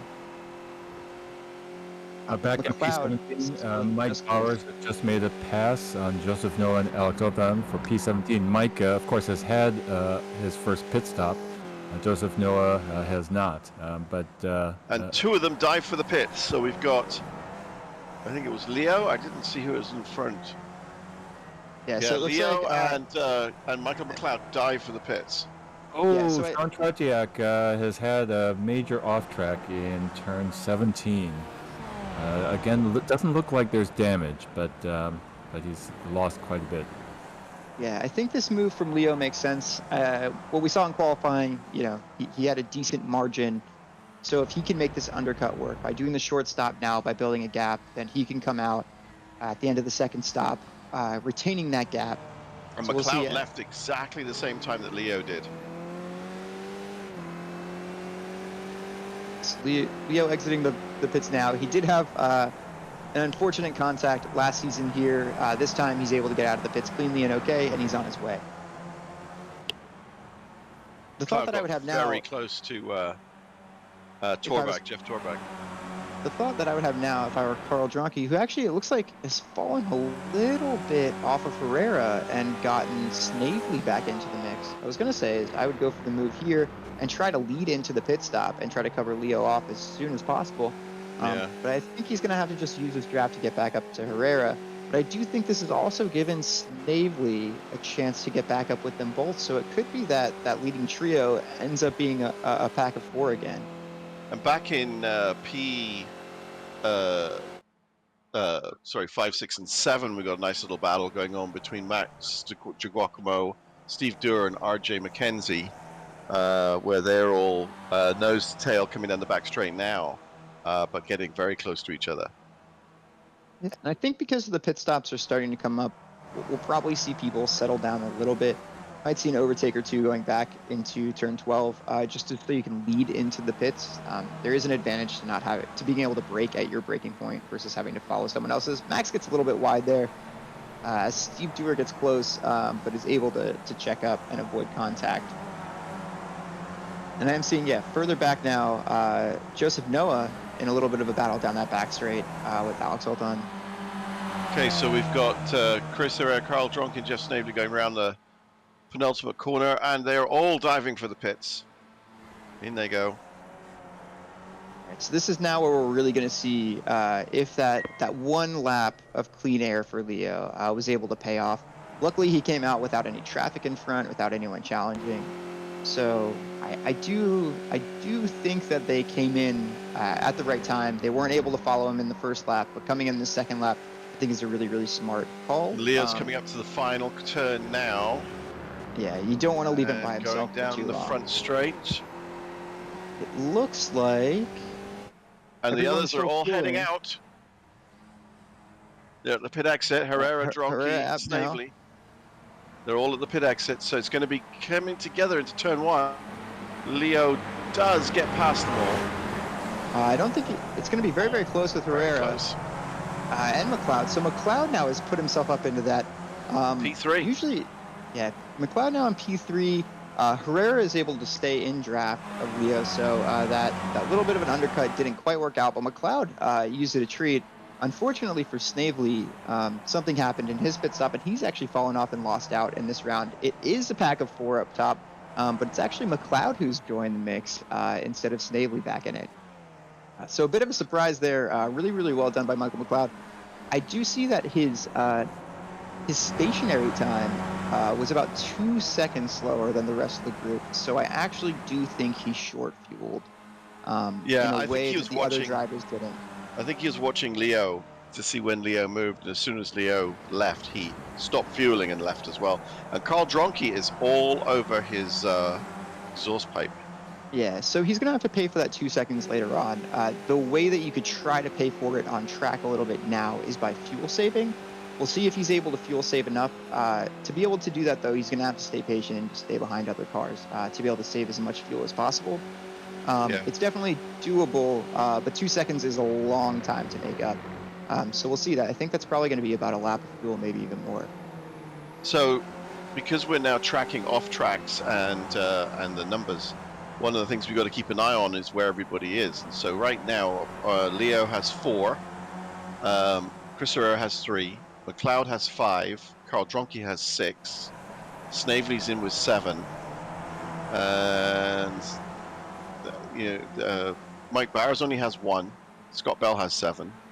So they need to start keeping an eye. Robelo has 11, so he's talking about Scott Bell. Scott Bell is in the fight of his life with Alex Othon for P7, and Alex is sticking his nose in left and right. Scott is defending extremely well as they come around this last complex of turns here. Yeah, so Scott had a long stationary time, and part of the reason for that would be that he had to run in clean air most of that first stint. And let's remember that Othon actually came in first out of anyone, so he had the shortest stationary time. So he, again, is going to have to pay for that early pit stop later on. So as long as Bell can stay close to him or ahead of him during the stint, he should come out ahead after this. But so, Alex is closing, pulling wide as they go up into turn 1. Alex has the overlap. And I think he's going to get it done. Usually when you get that inside line, that's the way to go. You see Bell pull to the left. That's usually indicating that you're just going to fall back in line and let the guy lead for a little bit. So again, Scott knows at this point that he pitted later. He can play nice here. He doesn't have to battle too much. And at the end, he'll come ahead on track because of the pit time that he's not going to have to spend in his second stop that Alex will. But Alex goes very wide on the corner, and Scott closes right up on the back of him. We just missed this, but there was a battle at T1 between Jason Green and Aaron Law battling for P13, and Aaron actually achieved overlap, but Jason expertly closed the door, and Aaron had to really check up. And so Aaron, I think, is chasing him down again, and of course, right behind him is Andrew Cole and Jeff Torbeck. So the 3 of them, Aaron Law, Andrew Cole, Jeff Torbeck, are really eyeing Jason Green's P13. I will say right now for me, it actually looks like Snavely is just getting within touching distance of that leading 4-pack. I think he's just turned it into a 5-pack on the back straight now. So it looks like they're kind of all in with one another. But for me, the most stressful position to be in right now is where Chris Herrera is, around like 8/10 off of the back of Leo. Is the point where you're getting a little bit of draft to stay close, but you can't really close in, and it's the most stressful place to be because you really want to start closing that gap, and it's so hard to do. Yeah, you gotta buckle down. And so I'm just having a quick look at how we're doing. So talking about that particular battle, Chris, let's go here. So I'm just looking at the sector times. And Chris has got Sector 2 and Sector 3 as according to, I don't know who it is, the people that work out our stats. He's actually a tenth faster in both those sectors than Leo is, and Leo is just barely faster than him in Sector 1. So kind of interesting. It Yeah, I is. mean, it sounds like those draft sectors are really where he's getting pulled in. So Sector 3, I think, includes that back straight. So you'd be Yeah. making up a couple of tenths just in that draft by being able to stay in. Again, though, by the time they get to turn 1, He's now over a Leo's second stretched behind him. to about a second. And so And that's what Carl I'm saying. Dronkey's in third. Once we get Past into those, McLeod. and that's a big move for Drunky. Like I said, McLeod, I think, is going to have to conserve fuel, so he doesn't want to battle too much. And Jeff Snavely is now right there with those guys. So it really is on Herrera to stay in contact with Leo. Right now, he's dancing just around a second. It looks like maybe he's gotten back into drafting range at the end of Just these outside. S's. Yep, just in. Just barely in.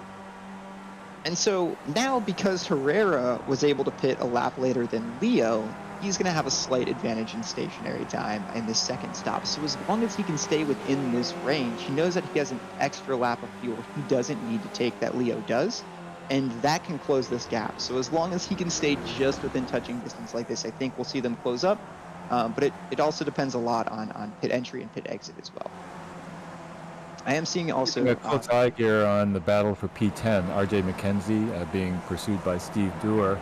And just a shout out here, or a call out to RJ Mckenzie, as the viewers might recall, RJ has had a couple of issues early on in the season running out of fuel in these races and having to make a third pit stop. And the reason for that was diagnosed today, that his in-car cockpit is in gallons, but his fuel calculator was set in liters. Oh, no. And so we are expecting RJ to be able to complete the race without the need of an extra fueling stop. We'll want to keep a close eye on that and see if that actually happens. That is great news. It seemed like he went on an interesting strategy call last week, going way early into the pits, and then ran out of fuel at the end. He was up some spots. It was looking pretty good, but ultimately didn't work out. So it is nice to see that he's in a P7, or sorry, not a P7, P10 that he can hang on to in this battle with Steve Dewar. And Steve is getting closer and closer to him. Gap's down to 0.4 now. And Steve's competed in the most races of anyone in Sunday Night Skippy, so he's no slouch. He's got a lot of experience, he's got a lot of know-how, so it's not going to be an easy fight.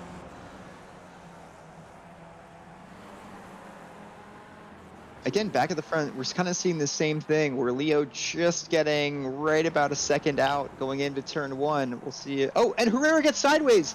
Drunky goes down the inside. McLeod goes down the inside. Herrera able to file back in with Snavely, but I think that's going to give Leo the separation he was looking for with that early pit stop. Now about a second and a half in the lead, so that's where that pressure comes in. That's where that stress comes in. Like I was saying, it's so hard. It's so difficult, and if you feel like you're outside of touching distance or starting to lose it, you really want to push in so hard to hang on like that. So we'll see. Jeffrey, I want to ask something. Just given your expertise, and tell me I'm crazy if I am, but I feel like at that crest of the hill in turn 1, it's easier to lose the back end once the car gets light on fuel. And I've noticed in our SF2 race that there are more spins there in T1, it felt like, near the end of the race than the beginning. Do you think there's something to that? You just wonder if the car gets lighter with less fuel at the T1 crest.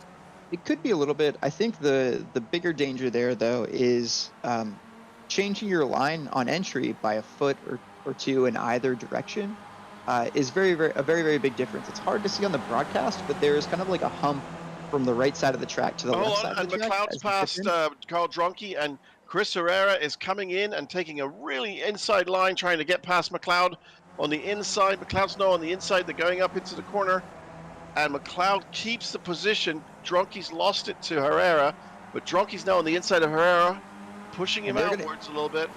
I think they're going to go side by side in the tight turn 15. This is a really big overtaking opportunity for the F1 guys. Can be one here because you get this now run down to the double or the triple apex of 16, 17, 18. You mean the right. Yeah, the right. It keeps on going. A bit more right. A turn modeled after, I believe it's turn 8 maybe in Turkey, but modeled after a turn at Istanbul Park, very famous corner there that's now flat out in the F1 cars. This though is an interesting move for McLeod. because he did that early pit stop and short fueled, you would think he'd want to stay back and save fuel. And he's going to be forced to again because now we're going 3 wide down the main straight with Herrera on the inside line. That's going to be the preferred line, but I do think Carl Dronke will also overtake McLeod. Yeah, why he's is kind of backed McLeod? up. He's just dropping up. Yeah, and Snavely's going to take that position from him if he's not careful. Yeah, now Dronke kind of having a nose in, but ultimately decides to go single file again. All the while, this has given Leo almost a 3-second lead. So this is again is what you don't want to see. That little mistake by Herrera going into turn 1, and now all of a sudden Leo is off on his own once again. And I think it's a story we've seen many, many times, and yeah, not one you want to see if you're in the P2 position. But hey, the fight for the podium is still on with P2, P3 occupied by Herrera and Dronke right now. But Michael McLeod and Jeff Snavely close in behind. I do think McLeod needs to start saving fuel now if he doesn't want to lose this group after those pit stops. Because remember, he's got about 2 seconds to serve stationary to get a little bit more fuel than the rest of them. I do also see that Scott Bell is now magically on his own again. So it does look like RJ Mckenzie fell off, maybe had a mistake because now he's behind Max Giacomo as well, but he hasn't come into the pits again. Oh wait, no, sorry, RJ was battling Steve Dewar. Who was Scott with earlier? Wasn't he with Jeff? I don't know. There's so much going on. I can't remember now. There are a couple 2 stoppers, but I don't think it was any of them either. Mike Bowers now actually is coming for the second stop. I think it was Alex Oltmann actually that was with. Yes, it was Alex, and Alex has made a second stop. Yeah, so Alex has made the second stop. It's going to have to be a little bit longer stop than Scott. So this is where I think, we'll see that there's a gap in between them when this cycles out. Bowers has made his second stop as well, which means he on track is behind Oltmann. So we'll see where the rest of the pack that was kind of battling earlier on. Yeah, so out. Leo's first stop was after 6 laps. He's now on 5 laps. And Chris Herrera's first stop was after 7 laps. He's now on 4. Same for Carl. Cloud, as you said, has the same strategy as Leo. But Cloud and Dronke dive for the pits. So they dive in for the pits. Now they're trying to maybe just get a little separation from the battling that was going on, thinking, I need a break. A smart move. Sometimes even just like a mental reset is good for you there. What this also does, though, is this hangs Jeff Snavely out to dry, who was in draft, but those were the glue guys for him being in draft, and now he's out of it. So he's going to have to kind of push to catch back up to Herrera, who's now about 2 seconds, 1.5 seconds ahead of him. All the while, Leo just maintaining that 3-second advantage at the front. Scott Bell is now up into 4th. Oh, and McLeod comes out way earlier than Dronke. Dronke's still stationary. I think Carl got a speeding penalty. Or he's missed. He went backwards, he went forwards. I think he's had a fueling issue. I'm not sure what happened with Dronke, but that's unfortunate to see. He's now dropped out of the running for that podium spot. Hate to see it. The pit stops can be so tricky. They can be make or break. And I think we've seen one maybe break Mr. Dronke there tonight. Quick update, battle for P16. Joseph Noah, who we haven't talked about too much tonight, being hotly pursued by Sean Tretiak. And, while this is a battle for P16, keep in mind that they didn't set great qualifying times, and so they're actually up 4 spots and 7 spots. So charging ahead. Yeah, and they have yet to come in for their second stop, so I do believe they might drop down a little bit after that, but a decent little cushion to the cars behind. So we'll see how that shakes out. I do still think they'll be up positions in the end from their starting position. And they do seem to have pretty similar pit stop times to that first stop. So I think they're going to come out as a pair again. And Benjamin Harris right now is up 14 places. Benjamin Harris up 14 places. Our hard charger, though, right now is Andrew Cole up 17 places. So very, very impressive charge to the field for him. He still has a second stop to do there as well. Yeah, they'll knock them back a little bit. And I think he may be in the pits now. Cole? No, he's going into the corner. He's right behind Aaron Law. Yeah. So yeah, he actually lost that position to Law, so now only up 16 places. Yeah, they're actually battling through this tight stadium section again. I am also getting word that Leo is now into the pits for his final stop. You would expect that Dewar now going a little bit wide, letting this duo through. It looks like maybe Dewar is limping it back to the pits as well with suspension damage. So this curb's claiming another victim once again. Seeing a couple little sparks fly off that car. So I think we're going to see Steve into the pits here to repair that damage and take his final pit stop.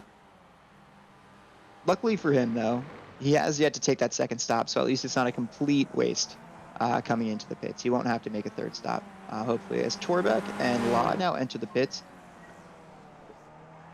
As you say, Snape Dewar is- goes into the pits. He's struggling as Carl Dronke overtakes him into the pits. I guess Carl is now Snavely- going to serve his time penalty, maybe? Because why is Carl back in the pits again? Yeah, I'm not sure what happened there. It seemed a little weird. He pitted. He was there for a long time. He reversed. He went forward again. He came out of the pits. So yeah, something went not quite right. Maybe with his refueling aids. I'm not quite sure. It does look like Herrera now, though, out in the lead. He has yet to take his final stop, along with Scott Bell, who's in P2. Leo now leading Snavely by about 4 seconds, with McLeod another 3 seconds back. So again, McLeod had to pay for that fuel somewhere. He paid for it in this last stop, and now he's not quite there with that group he was with before. But I think he's going to be in an effective P4, which is still a very, very solid result.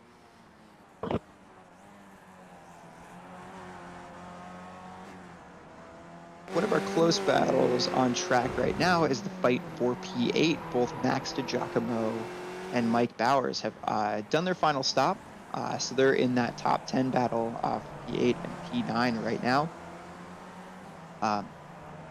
Those guys staying very, very close, and I expect that to be a tight fight. Both of these guys, very, very talented drivers, very, very quick. Bowers has a couple wins in Sunday Night Skippy, so obviously no slouch. And he'll be looking to make the move here and keep this battle going to the end of the race. They do have about a 4-second gap, so they're kind of free to fight each other these last 10 minutes if they want to do it.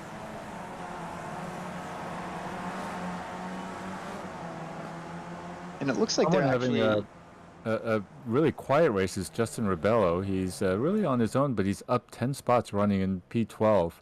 He's trying, I think, to see if he can get within sight and passing distance of Joseph Noah just ahead of him. And Joseph himself is up 9 spots. And, of course, Joseph still has to make a second pit stop. Justin has made both of his pit stops already.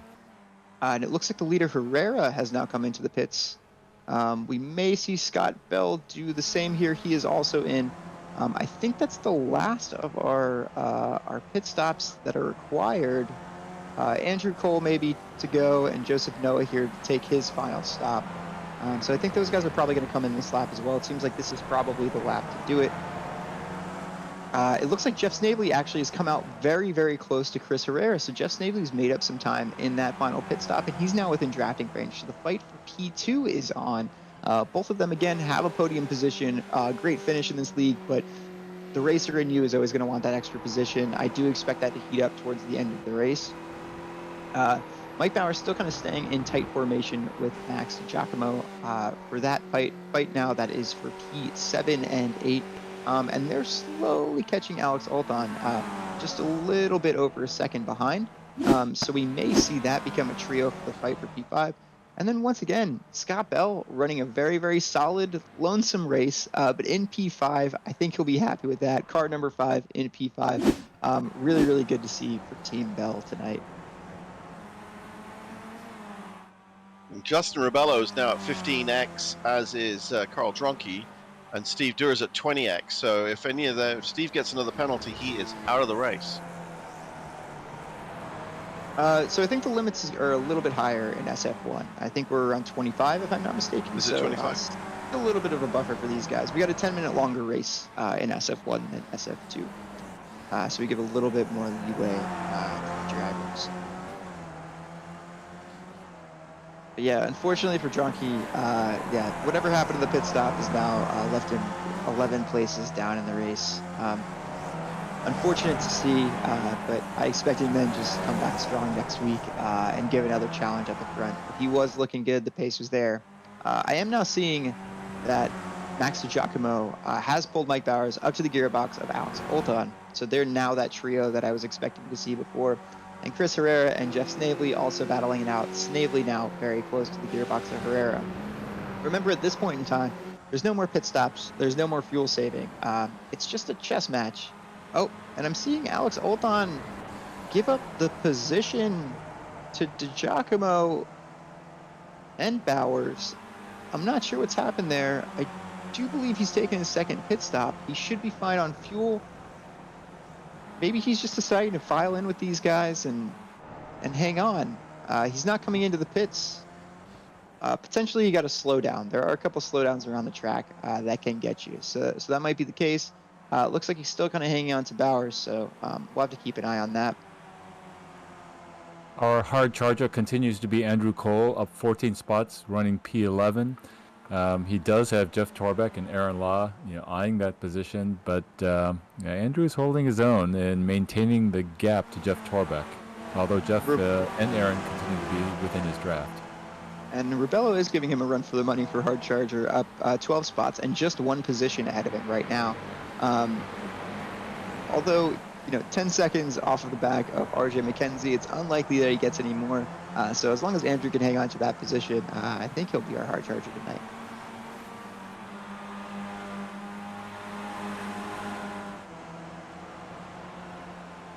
It looks like those guys are staying in a relatively neat formation right now. So this is the point in the race where you're looking at, including this lap, 3 laps to go. You're trying to think to yourself, well, where am I going to set up my passing opportunities? As Jeff Snavely passes Chris Herrera on the back straight. So for me, I would think this is too early. This now puts Herrera in the driver's seat from where I can see, because really where you want to be is behind the driver that you want to overtake down that back straight. You don't want to be leading the group down that back straight unless you can get a decent advantage, because they're going to be able to draft up behind you and go for the overtake into turn 12.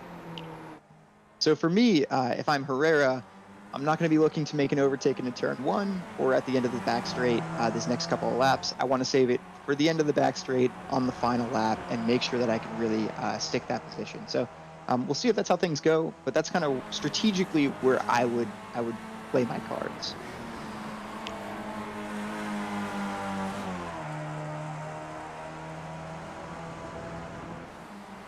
With under 5 minutes left, Leo's just crossing start-finish line. We should have... 2 laps to go at this point. Yeah, it'll be very, very close, though. With close. Leo leading the way, Yes. You never know. He might stretch it an extra lap. We've seen that before. We've seen him cause people to run out of fuel because he's just too quick sometimes. It's because when I was helping RJ Mckenzie, I had predicted 18 laps. If Leo does extend this to a 19th lap, I'm going to keep my fingers crossed for RJ's sake. Yeah, with Leo at the front of the pack, I always try to leave a lap buffer. I never come in on the first lap. My fueling tools are telling me to come in because I'm always a little scared that he's going to extend the race. I am seeing, Max DiGiacomo, Mike Bowers, and Alex Olton still battling it out. Really tightly there. Again, I would expect Bowers to kind of sit in this position behind DiGiacomo and really, really wait for his opportunity. But we'll see. Again, sometimes the racer in us just says, make the pass. Whispering in your ear and working against you, make the pass, make the pass. And sometimes it's too fun to resist. So you got to go for it. And Chris Herrera is already sniffing the fumes from Snavely's exhaust, and he's gonna looking very much like he wants to pull out and pass him. And he's actually just sticking to that line. I think. And so, like I said, I think Snavely's really put himself at a disadvantage by going for the overtake. I think Herrera is in the driver's seat there in the fight for P2. Just lifting, taking his time down that back straight, and not putting too much pressure on Snavely. You can kind of take this 2 ways. I like what Chris has done here, is saying, I'm not going to really put too much pressure on you. I'm going to let you run your line, but I'm going to let you know I'm here. The other thing you could do is start sticking your nose in and hope for a mistake from the guy, but he knows that he's got the advantage at this point. You don't really have to play those games because they do risk your car as well. He's kind of staying in line here and saying, this next lap is my lap, because we are coming up to the final lap of the race. As Leo approaches the line, Leo's running in the high penultimate corner. 26s. I think Leo Have might another lap. extend this for another lap. Going to be very, very close. Crosses the line now. And yes, that's an extra lap. I think we've. I think he just did it. Yep, I didn't see the white flag. Yeah. Or I'm not seeing the white flag either. Oh boy! And so we are. So I think some drivers are And going Carl to be in Drunky trouble. crashed. What happened to Carl? Carl is in the pits. Yeah, I wonder think if he must Carl have- decided to pack it up and say I'm done, or did he actually have a boo-boo? He had a boo-boo. He ran very, very wide and then threw a big ditch, which broke his car. I got to tell you, when the race starts going against you there, you have a pit stop that goes against you. Sometimes it's hard to stay focused. It really can get to you. So unfortunate there, but I do expect Carl to come back strong next week. Now it's all down to who has enough fuel to finish this race, I do believe. Well, Chris Herrera has now overtaken Jeff Snavely. So Snavely's now behind Chris, coming into the turn before. Where are we now? Is this the back straight coming up? Yep. So again, I'm very surprised by this move. I'd be surprised if Snavely goes for it here. I don't think he should. I think I would want to stay And he in does. position, and he goes for it. It looks to me like Herrera started playing a game though, and lifted a little bit, realizing Yes. that he didn't want to be in that position, and Yes. and Snavely fell right into the trap. But you also don't want to play the risky game of no you go, because only 3 seconds back you have Michael McLeod, who would happily say no I go if they play that game a little bit too long. And Giacomo is overtaking Mike Bowers. No, Bowers is actually making a taking move on over- Giacomo now. Yep. It's Mckenzie. So we'll see where Leo comes Ooh! across. And Alex Orphan gets so close to the back of Giacomo. There seems to be a lot of people talking right now. They're- 15 seconds left. Leo Ovcharov is approaching the last corner. He Goes may into want to the lift. pits. He He's may going want to into the lift the pits. throttle. He's in the pits. So if some of Leo's the in the drivers pits. have enough fuel, Yeah. they're going to be able to inherit the speed. He extended. Leo has extended yet another lap. I believe. And Snavely and Herrera haven't come into the pits, so they may have enough fuel to finish this one. Ovcharov has fallen out of the lead.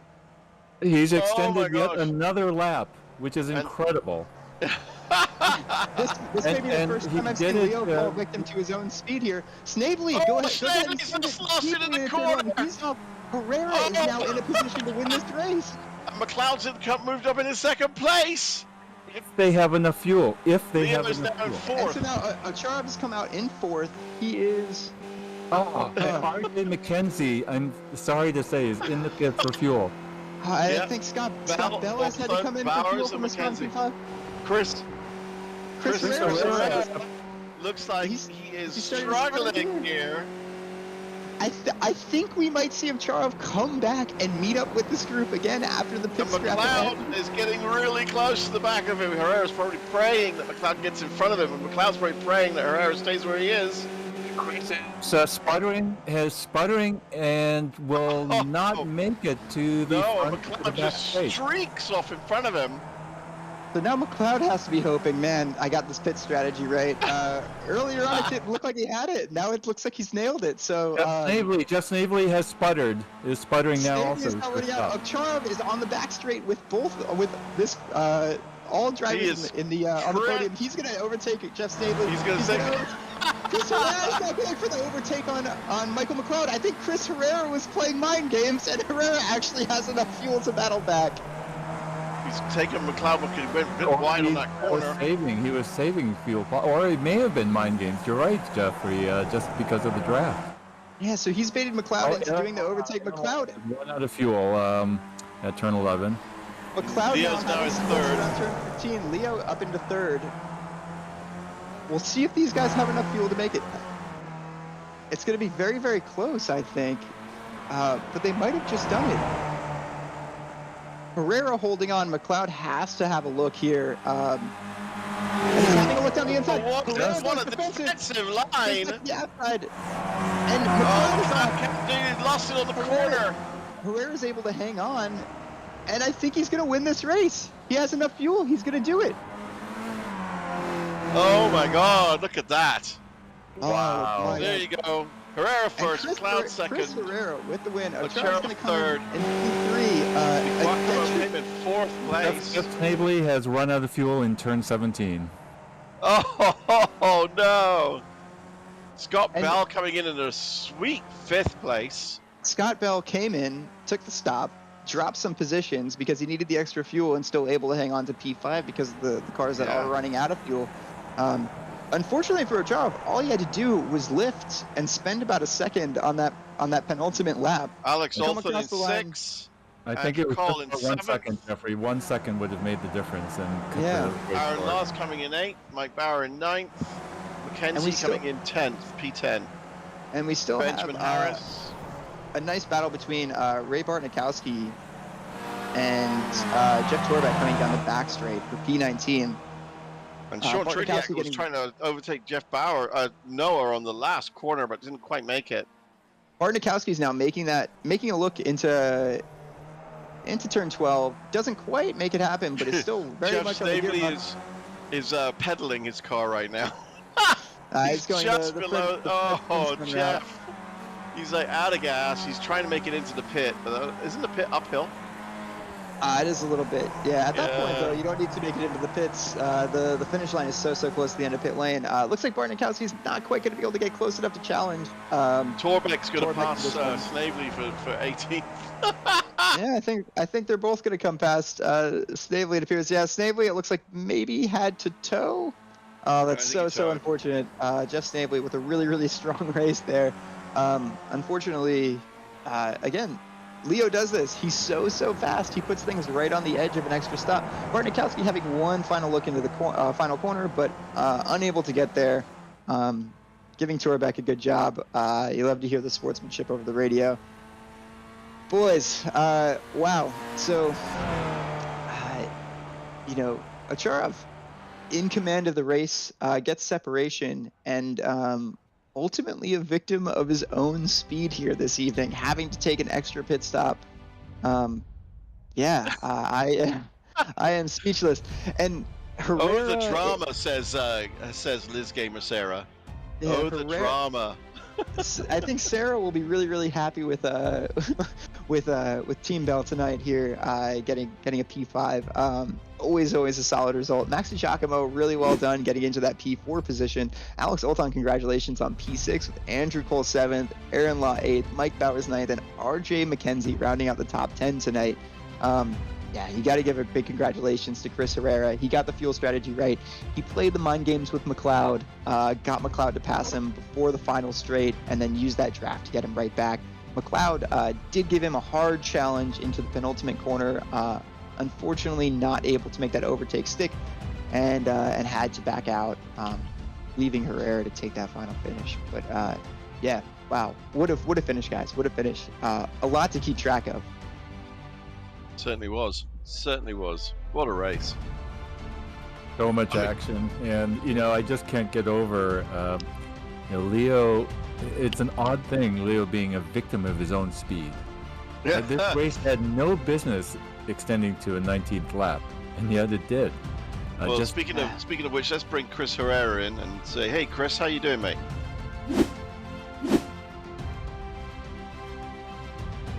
Chris, can you hear us? Hello, Ian. Hello, everybody. First of all, Chris, congrats on the win. You nailed the fuel strategy. You had the extra lap that you needed. Was that the tools helping you out, or did you kind of expect it to happen? Actually, I did not have enough fuel. We hit what I was hoping was going to be the white flag lap, and I only had 1.8 gallon or laps left, and we still had 2 more laps. So at that point, I knew that I needed to fuel save a bit. And I tried to let Jeff Snavely get in front of me, but I think he was running out of gas too, because then we're both playing we're going super slow because we need to finish the lap game.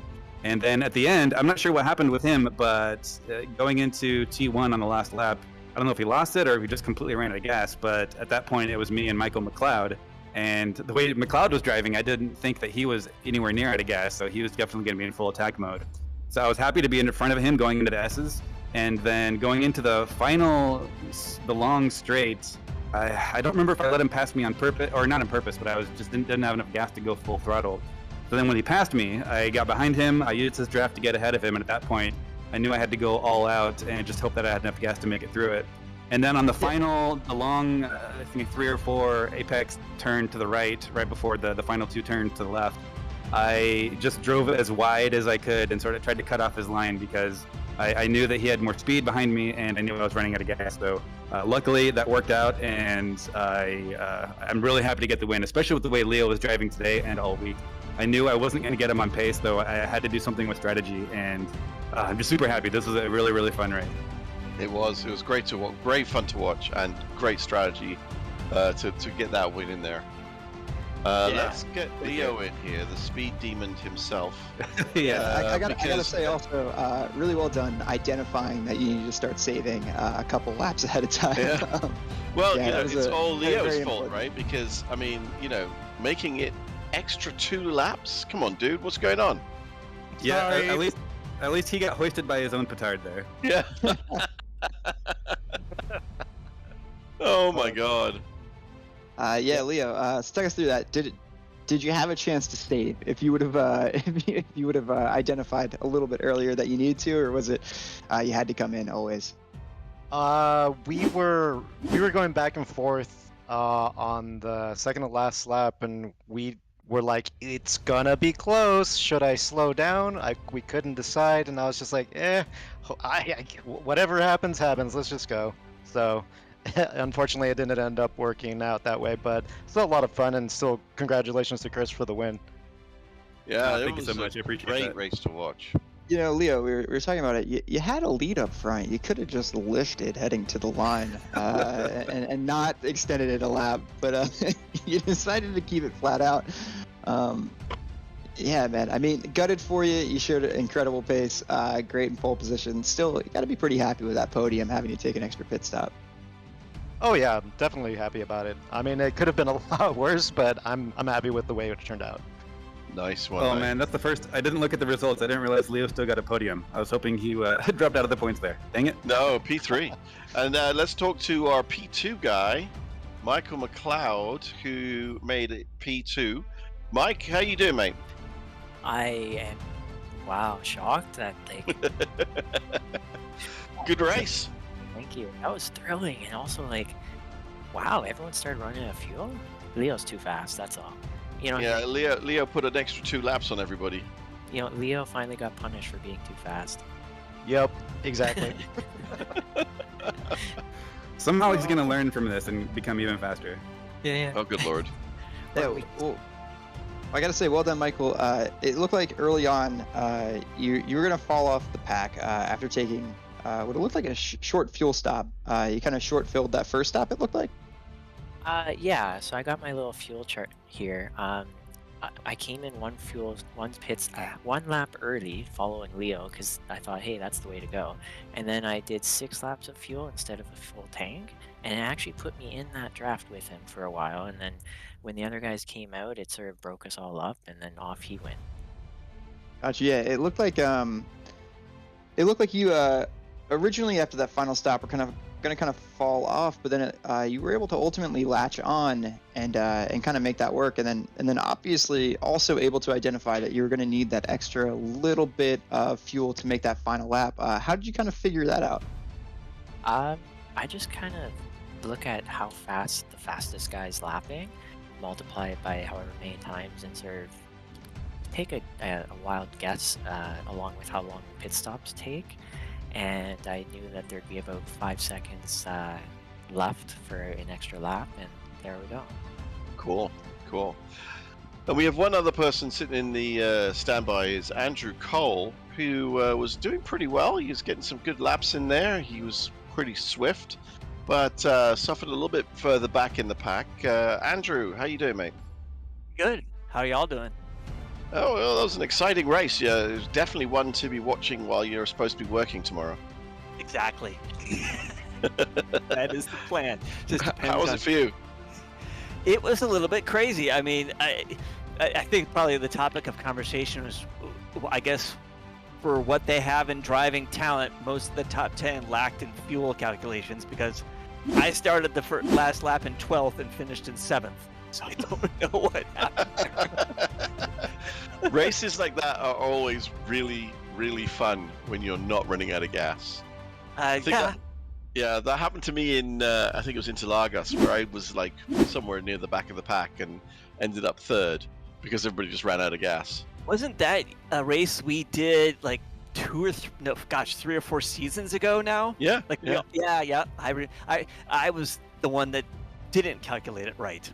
Yeah, a lot of people thought they'd just do it on one stop, and I was laughing. But altogether, it was good. It was fun. Still hate this track. Glad it's coming off the rotation. But other than that, it was good. I Enjoyed think it. most people have said the same thing. No one has said, yeah, I really like it. I mean, Leo, is this one of your favorite tracks? No, not necessarily, but it's enjoyable when you find your way around it. Yeah, the S's are particularly fun. Andrew's saying he doesn't like a track and then comes up, plus 18 spots for a P7. I think you like it just fine. I started to groove with it, and I did have this moment at one point in the race. Carl was right ahead of me. I was like, oh my gosh, the master and the pupil, because everything he said in the Discord channel, I put to use on that lap. I was like, oh, I'm gaining on him. This is actually working. What happened to Carl? I think he hit a curb. Yeah, All of a he hit sudden, one of he the was off the side of the road. He had a yellow curb and it broke his drivetrain or his suspension or something. Poor guy, he almost took me out and someone else out, losing control and trying to keep a hold of it. Yeah, on that note of master and pupil, I just want to give another shout out to Leo and to you, Jeff, in the booth, because watching you guys battle the last 2 seasons has been very inspiring. I wasn't able to sit down and do a full season just because life got in the way, but now that I'm back, it's a little disappointing that you're not there, Jeff, but it's great to have Leo to race with, and obviously he's got the pace, but it's awesome having this group here and being able to continue to learn and have people to look up to as well. So just shout out to everybody. And also running on empty as well as Skippy Dog. So no spoilers on SF2 because I'm rooting for my boy Mckenzie back. I'd say you did a fine job today. I'd say you did a fine job. And I should say right now, Jeffrey, you owe me an apology because I know you were otherwise occupied this morning and I was supposed to be cleaning my house, but instead I was watching races on the big screen and getting yelled at by my wife, all because of you. Whoa, man. That's not on me. I'm actually, it is dinner time for me. I will be getting yelled at by the wife soon if I don't pop off. So I do have to say goodnight to you guys. But I want to say congratulations to the podium. Congratulations to you, Mr. Cole, for getting those 18 spots. And thank you guys to everyone for having me in the broadcast tonight. All right, Jeff, take care, mate. Catch you guys. Have a good night. Yeah, bud. good race. All right, well, let's. Chris. All right, Pim. Pim is in the house. I am in the house actually, but I was watching an amazing race. But also have to say, great commentating by Jeffrey, by Ian, Peter. You guys did an amazing job. We were just listening and enjoying the race. For now, I want to thank all our watchers. We have a lot of people in the chat. A lot of people have seen a very exciting race. So I want to thank everybody who is watching. Tomorrow, want to make sure we have an ATC race going on. It's going to be an exciting race.